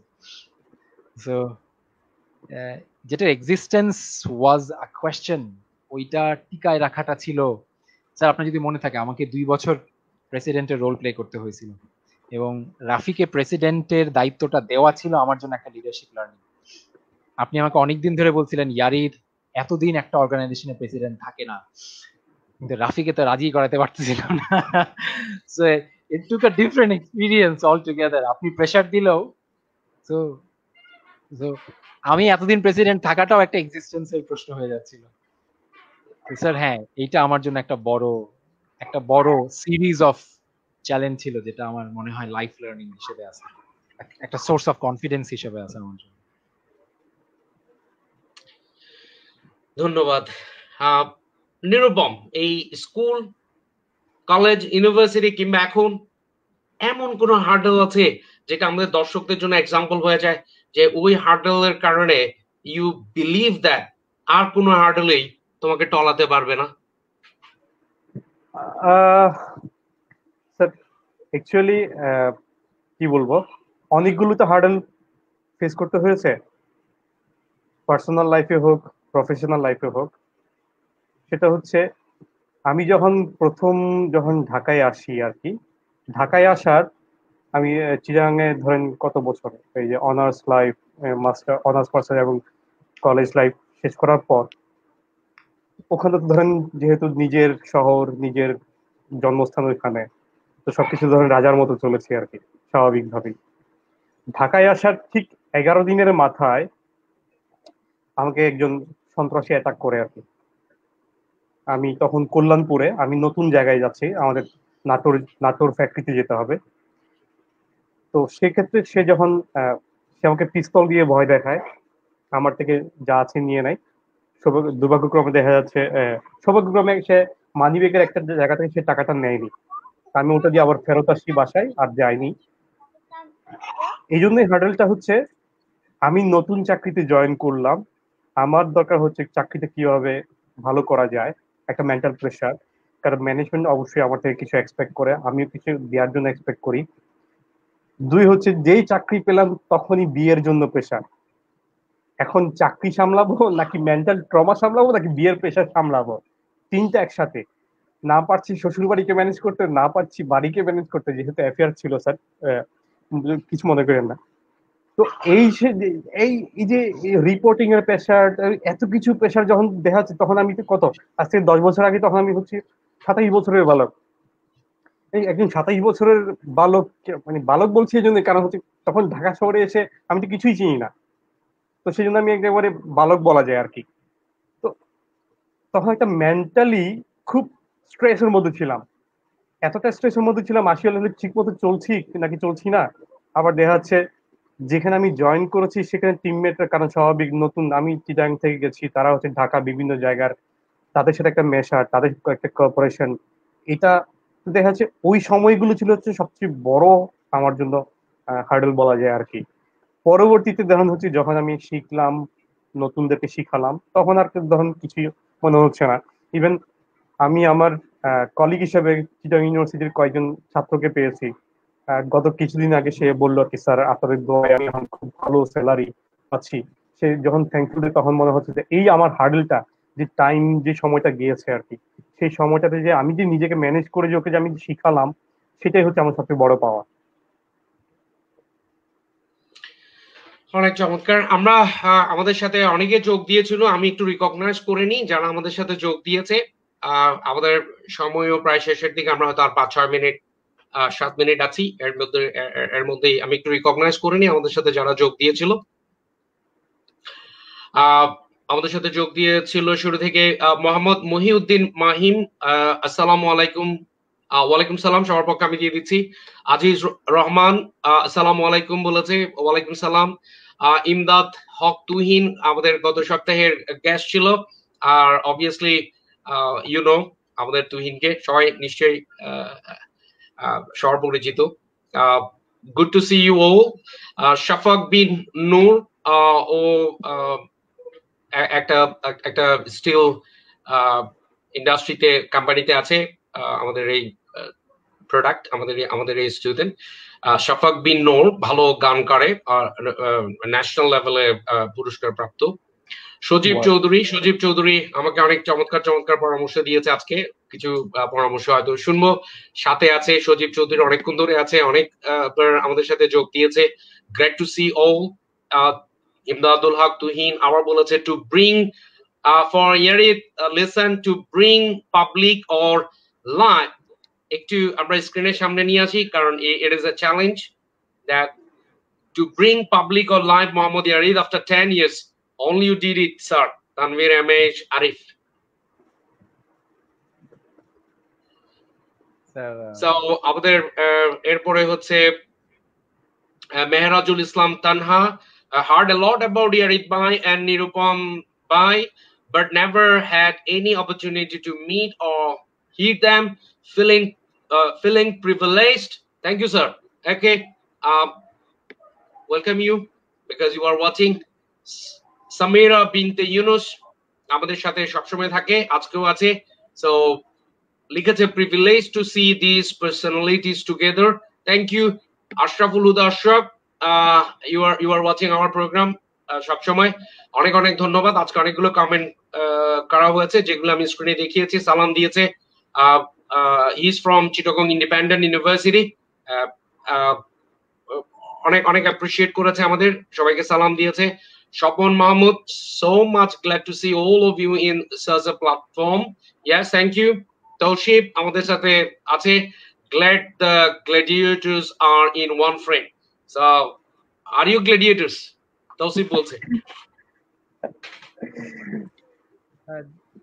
জীবন যুদ্ধে কিন্তু হ্যাঁ পলাশ আহমেদ, হ্যাঁ পলাশ, হ্যাঁ তাই তো, তৌসিফ তো ভুল বলতে পারে না, তাই না? এক্সপেরিয়েন্স তো একই রকম। Polash Ahmed বলছে, now I am in 7th semester. We have heard a lot about Yarid Bhai in several times, but they don't see anywhere, even in any video clip except picture. It's a very pleasure for us to see both of these talented persons. Thank you, sir, for bring them in front of us. Oh, thank you so much because you are watching, and that's why they're here. মারিয়া আক্তার, আসসালামু আলাইকুম sir. ওয়ালাইকুম সালাম। রাফিউল মুনির, আমি স্ক্রিনে দেখিয়েছিলাম, আমাকে remind করে দিচ্ছিল Nirupam Dutta da was the founding vice president of APDA. So thank you Rafi আমাদের সাথে থাকার জন্য। শাহিদুল আলম সুহেল, আসসালামু আলাইকুম sir, watching the great show, thank you so much for watching. Mukta স্যারের কথা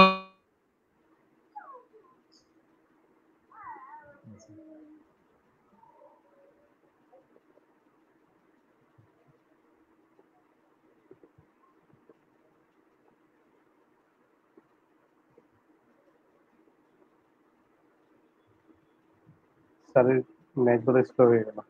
তাহলে আমি সবগুলো পড়ে ফেলি।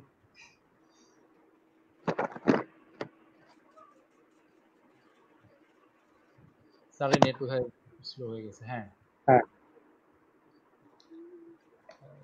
grateful to Professor Muqtadi sir as well. Very good, thank you very much. Shajib Chaudhary লিখছে, we got ready-made FBDA by dint of you. We are just enjoying the fruits. অনেক বড় কথা বলে ফেলছে, অনেক বড় কথা বলে ফেলছে। না আসলে FBDA নিজ এখন যারা আছে তাদের প্রত্যেকটা সময় তাদের নিজ নিজ গুণে আগাচ্ছে, প্রত্যেকে এটাকে পরের লেভেলে নিয়ে যাচ্ছে। আসসালামু আলাইকুম, it's been immense pleasure to see all the great faces. আসলে আমি এখান থেকে রিডিং না করে একটা জিনিস বলি, এটা হচ্ছে তানভীর স্যার ফোন করছে, তো আমি তো সোশ্যাল মিডিয়াতে খুবই অ্যাবসেন্ট, খুবই ইররেগুলার। তো তানভীর স্যার ফোন করায় স্যারকে আমি ওই দিনও ফোন ধরতে পারি নাই, কল ব্যাক করছি পরের দিন বা পরের দিনের পরের দিন, যখন কিনা সুজনদের সেশনটা ডিসাইড হয়ে গেছে। তো স্যার তখন বলছে ইয়ারিদ এরকম শোতে আসো। স্যারকে আমি একদম সরাসরি বাস্তবতা সামনে এনে বলছি, স্যার এই ধরনের শোতে আমাকে এনে খামোখা আপনার শোর মানে সৌন্দর্য নষ্ট করতে যাচ্ছেন, কারণ কোনো বিষয় নাই যেখানে স্পেশালাইজেশন দিয়ে আমি কিছু বলে কিছু আদায় করতে পারি। পরে আমি নিরুপমকে ফোন দিছি যে নিরুপম এ কি হলো আমাদের সাথে।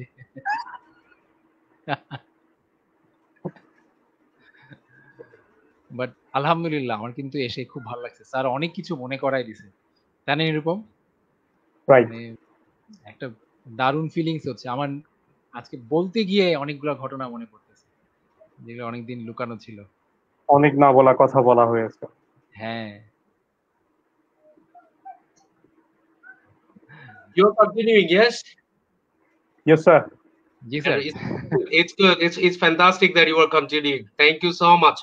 So we have yes, Ashraf Bulati, we have Samira Binte Yunus, we have Shahidul Alam Suhel বলছে ইয়ারিদ, ডিয়ার বন্ধু ইয়ারিদ এন্ড নিরু, আমি কিন্তু ছোট করে বলি না, বন্ধুরা বলছে নিরু, both are looking so nice, so smart, stay close. So মনে হচ্ছে অনেক দূরে চলে গেছো, কাছে আসতে বলছে।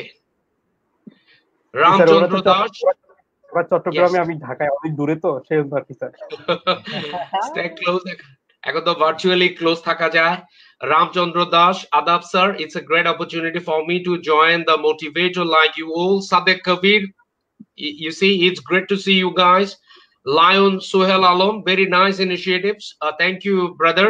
সাথে থাকার জন্য আমাদের ইয়ং কলিগ, আমার সহকর্মী ডিপার্টমেন্টের প্রাণ মহিউদ্দিন চৌধুরী আমাদের প্রোগ্রাম দেখে, প্রায় সময় দেখে, আজকেও দেখছে। সালাম এন্ড থ্যাঙ্কস টু অল, সবাইকে সালাম দিচ্ছে, ধন্যবাদ জানাচ্ছে। Chowdhury, thank you so much. আমি তো একটাই স্লোগান জানি, চৌধুরী যদি সামনে থাকে। চৌধুরী একটা চমৎকার আমাদের থিম সং লিখেছে, জয় ফাইন্যান্স, ভেরি পপুলার হয়েছে, আমাদের এক প্রিয় স্টুডেন্ট সেটা শুট দিয়েছে। আর আমি এই জন্য বলি জয় ফাইন্যান্স, জয় চৌধুরী। স্যার একটা অনুরোধ রাখতে চাই মহিউদ্দিন ভাইয়ের প্রতি, সেটা হচ্ছে মহিউদ্দিন ভাই যথেষ্ট ভালো লিখেন আর কি, বই লিখেন, কবিতা লিখেন, তো আমাদের যদি কিছু পাঠিয়ে দেয় তাহলে আমরা ভালো পড়তে পারি আর কি।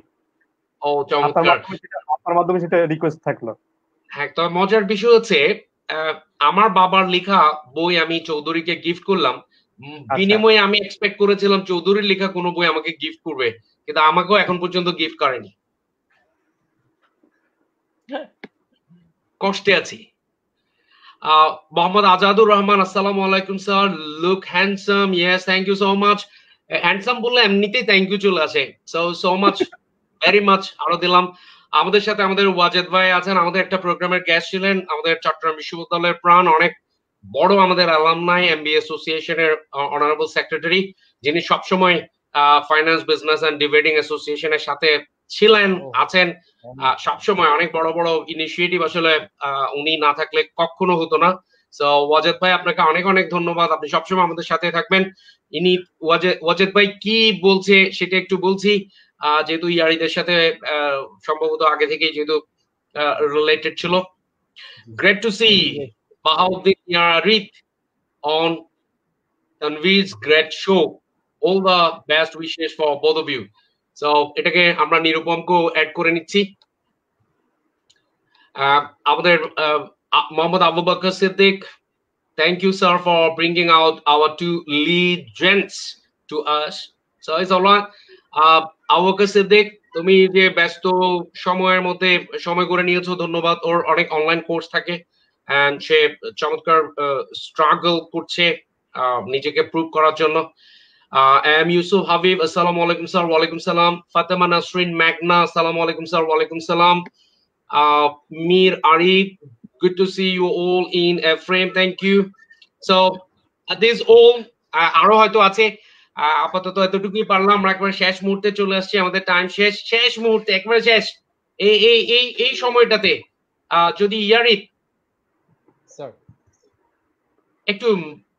একটু প্যাকেজিং করে দিই, finance business and debating association and independent organisation.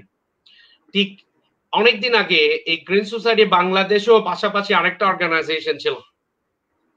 এই এফবিডি এর বেশ কিছু প্র্যাকটিস সেশন এই গ্রিন সোসাইটি বাংলাদেশের কোন একটা অফিসে কোন একটা রুমে হয়েছিল। আর আজকে এই গ্রিন সোসাইটি বাংলাদেশের এই লাইভ সিরিজের একটা অংশে এফবিডি এ যুক্ত হয়েছে, কেমন লাগছে? আমি নিরুপমকে আজকে দুপুরে বলতেছিলাম স্যার যে গ্রিন সোসাইটিতে আমরা যখন ইউনিভার্সিটির ডিপার্টমেন্টে ক্লাস করতে প্র্যাকটিস সেশন করতে পারতাম না, আপনার কাছে শরণাপন্ন হই যে স্যার ইউনিভার্সিটিতে সবসময় সেশন করতে পারতেছি না, আমাদের একটা প্ল্যাটফর্ম দরকার।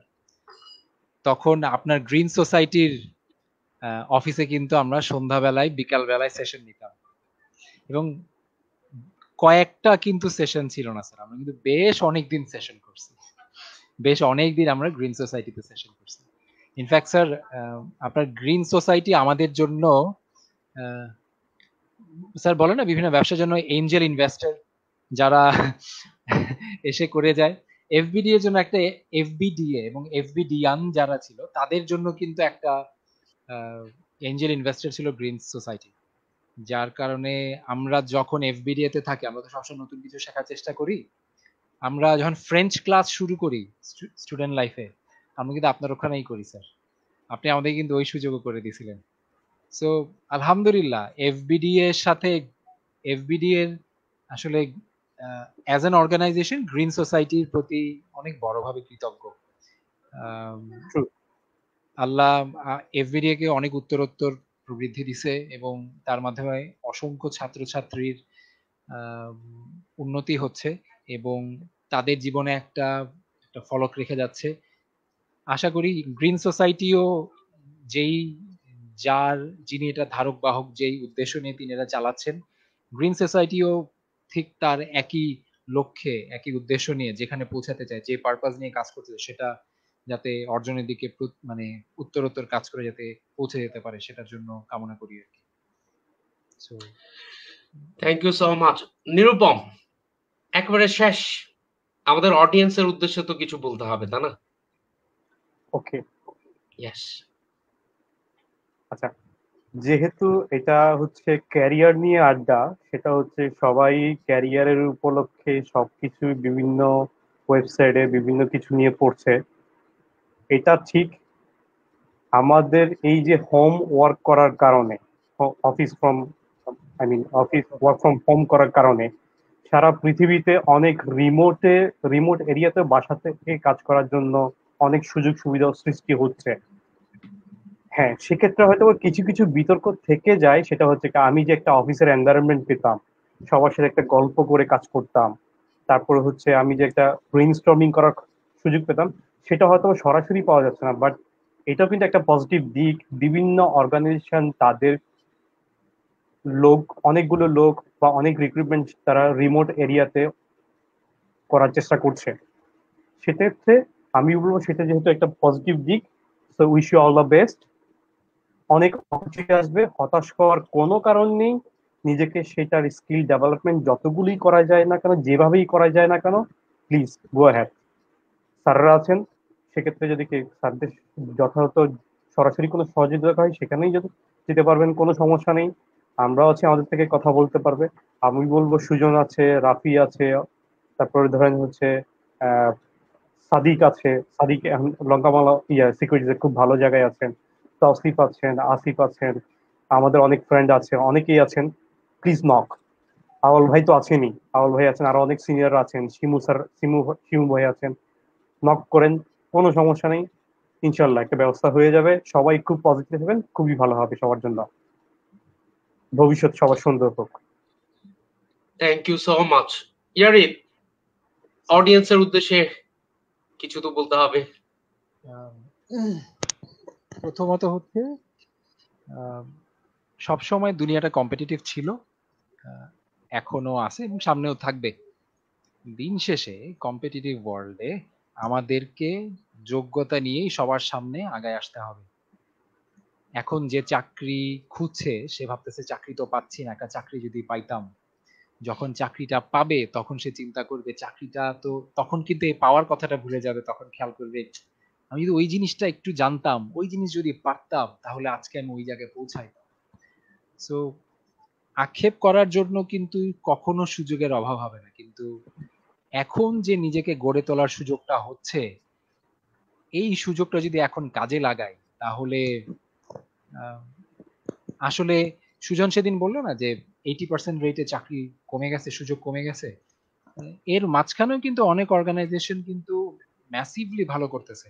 সব কোম্পানি কি খারাপ করতেছে স্যার? না, সব কোম্পানি কিন্তু খারাপ করতেছে। There are companies who are doing immensely good, যারা এখনো প্রতি মাসে নতুন নতুন প্রোডাক্ট লঞ্চ করতেছে, তারা নতুন নতুন শাখা খুলতেছে ব্যবসা, যেখানে এখনো প্রতি বছর 2 বার করে প্রমোশন হচ্ছে, যেখানে এখনো তারা ভাবতেছে ব্যবসাটাকে আরো বড় করতে হবে। সো অপরচুনিটি সব সময় থাকবে তাদের জন্য যারা এক্সেল করার জন্য প্ল্যান করবে এবং ওই মিশন নিয়ে আগায় যাবে। বাধা আসবে, বাধাটার জন্য কোনোভাবে আটকায় থাকা যাবে না, সামনে আগায় যেতেই হবে। বাধায় যদি আটকে যায়, যদি ডিমোরালাইজ হয়ে যায়, তাহলে সামনে আগানো কঠিন হয়ে যাবে। সো রিচ করার জন্য আলহামদুলিল্লাহ এই ধরনের শো যখন হয়, স্যার অনেক বড় বড় মানুষকে আনছেন, ভালো ভালো বক্তাকে আনছেন, তাদের কাছ থেকে অনেক সোর্স অফ মোটিভেশন পাওয়া যায়, ইন্সপিরেশন পাওয়া যায়। অনেক কোর্সেস আছে। Active brain is a healthy brain, and a healthy brain gives healthy ideas, and healthy ideas keeps you healthy as well. So active থাকাটা খুবই important. So I I have a humble request to all of you: stay active. Uh, I will try to stay connected. Sir, thank you very much একটা নতুন করে যোগসূত্র করে দেওয়ার জন্য। আজকে আমার ওই বলে না, ব্রেইনের মধ্যে অনেকগুলো আসলে ইনফরমেশন কানেক্টেড থাকে, যে জিনিসটা যত শিখি সেটা তত বেশি কানেক্টেড হয়, যতবার শিখি ততবার আরো বেটার করে মনে থাকে, একসময় সাবকনশিয়াস হয়ে যায়। আমার অনেকগুলো স্মৃতি স্যার ওই কানেক্টেড না হইতে হইতে মানে কিছুটা হারাই গেছিল। আজকে আপনার সাথে সেশন করতে গিয়ে কানেক্টেড হয়ে গেল, একটা অন্যরকম ভালো লাগা কাজ করতেছে, হ্যাপি ফিলিংস, হ্যাপি মেমোরিজ। ইনশাল্লাহ আমি ট্রাই করব সবার সাথে যোগাযোগে থাকার। Thank you very much. Thank you Nirupam. Thanks a lot to Green Society and this platform as well. ইনশাল্লাহ সবাই অনেকবার করে অভিযোগের সুরে কিছু আবদার করতেছিল যে সবার সাথে যদি যোগাযোগে থাকি, ইনশাল্লাহ এখন থেকে থাকবো। সবার কাছে ক্ষমা প্রার্থনা করি এবং দোয়া প্রার্থনা করি সবার জন্য। Thank you very much. অনেক অনেক ধন্যবাদ। নিরুপম, ইয়ারিদ, বিদায় দেওয়ার আগে একটু অডিয়েন্সের সাথে কথা বলি, তারপর বিদায় সারবো। ডিয়ার অডিয়েন্স, আপনারা সবসময়ের মতো আজকেও আমাদের সাথে আছেন, আপনাদেরকে অনেক অনেক ধন্যবাদ। আপনারাই আমাদের প্রাণ। আমরা চেষ্টা করছি এই কোভিড সময়ে যে কোনো ভাবে আমাদের কমিউনিটিকে ব্যস্ত রাখতে, নতুন কিছু উপহার দিতে। আমরা যেভাবে উদ্যোক্তাদের প্রণোদনা দিয়ে যাচ্ছি, সেভাবে গ্রিন সোসাইটি বাংলাদেশ কন্টিনিউয়াসলি দিনের পর দিন আমরা অনেক অ্যাফোর্ডেবল ফিতে প্রত্যেক সপ্তাহের শুক্রবারে আমরা অনেকগুলো প্রশিক্ষণ অফার করে যাচ্ছি, যেগুলো অনেকের চোখ খুলে দিচ্ছে, চিন্তা খুলে দিচ্ছে। অনেকের মূলধন নেই, তারপরেও তারা প্রণোদিত হচ্ছে উদ্যোক্তা হিসাবে আবির্ভূত হওয়ার জন্য। এছাড়াও যারা জব মার্কেটের জন্য প্রস্তুতি নিচ্ছেন, কেরিয়ার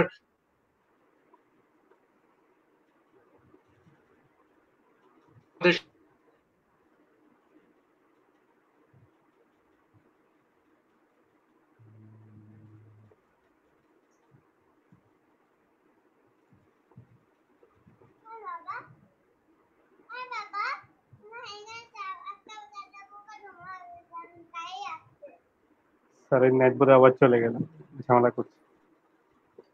নিরুপম, ওয়াজেদ ভাই একটা কমেন্টস এক্সাম করে শোনাই। হ্যাঁ দেখলাম। I have seen Nirupam first time. obviously you will be benefited from this. So আশা করবো আপনারা আমাদের সাথে থাকবেন, আমাদের পেজের সাথে থাকবেন, আমাদের গ্রুপের সাথে থাকবেন, আমাদের প্রশিক্ষণ কর্মসূচির সাথে থাকবেন, আমাদের লাইভ ইভেন্টস গুলোর সাথে থাকবেন। প্রত্যেকটা জায়গায় কিছু না কিছু লার্নিং আপনাদের জন্য রয়েছে। আমরা একেবারে নিশ্চিত আপনারা প্রণোদিত হবেন, আপনারা বেঁচে থাকার জন্য আরো চাঙ্গা হবেন, কারণ আমাদের প্রতিটা ইভেন্টেই আরো চাঙ্গা করে। আমরা এমনিতে চাঙ্গা আছি, কিন্তু আরো চাঙ্গা হতে গ্রিন সোসাইটি বাংলাদেশের কোনো বিকল্প নাই। সো প্লিজ আমাদের সাথে থাকুন। আর নিরুপম, ইয়ারিদ, অনেক অনেক অনেক ধন্যবাদ। অনেক চমৎকার কথাবার্তা শেয়ার করেছি, অনেক প্রাণবন্ত বিষয় ছিল। সো আশা করছি যে ভবিষ্যতেও আমরা আমাদের সাথে নিরুপম এবং ইয়ারিদকে পাবো। ধন্যবাদ, অনেক অনেক ধন্যবাদ। আপনার অনেক ধন্যবাদ আমাদেরকে সামনে নিয়ে আসার জন্য, একটা সুযোগ করে দেওয়ার জন্য ধন্যবাদ। ভালো থাকবেন sir. Thank you so much, thank you.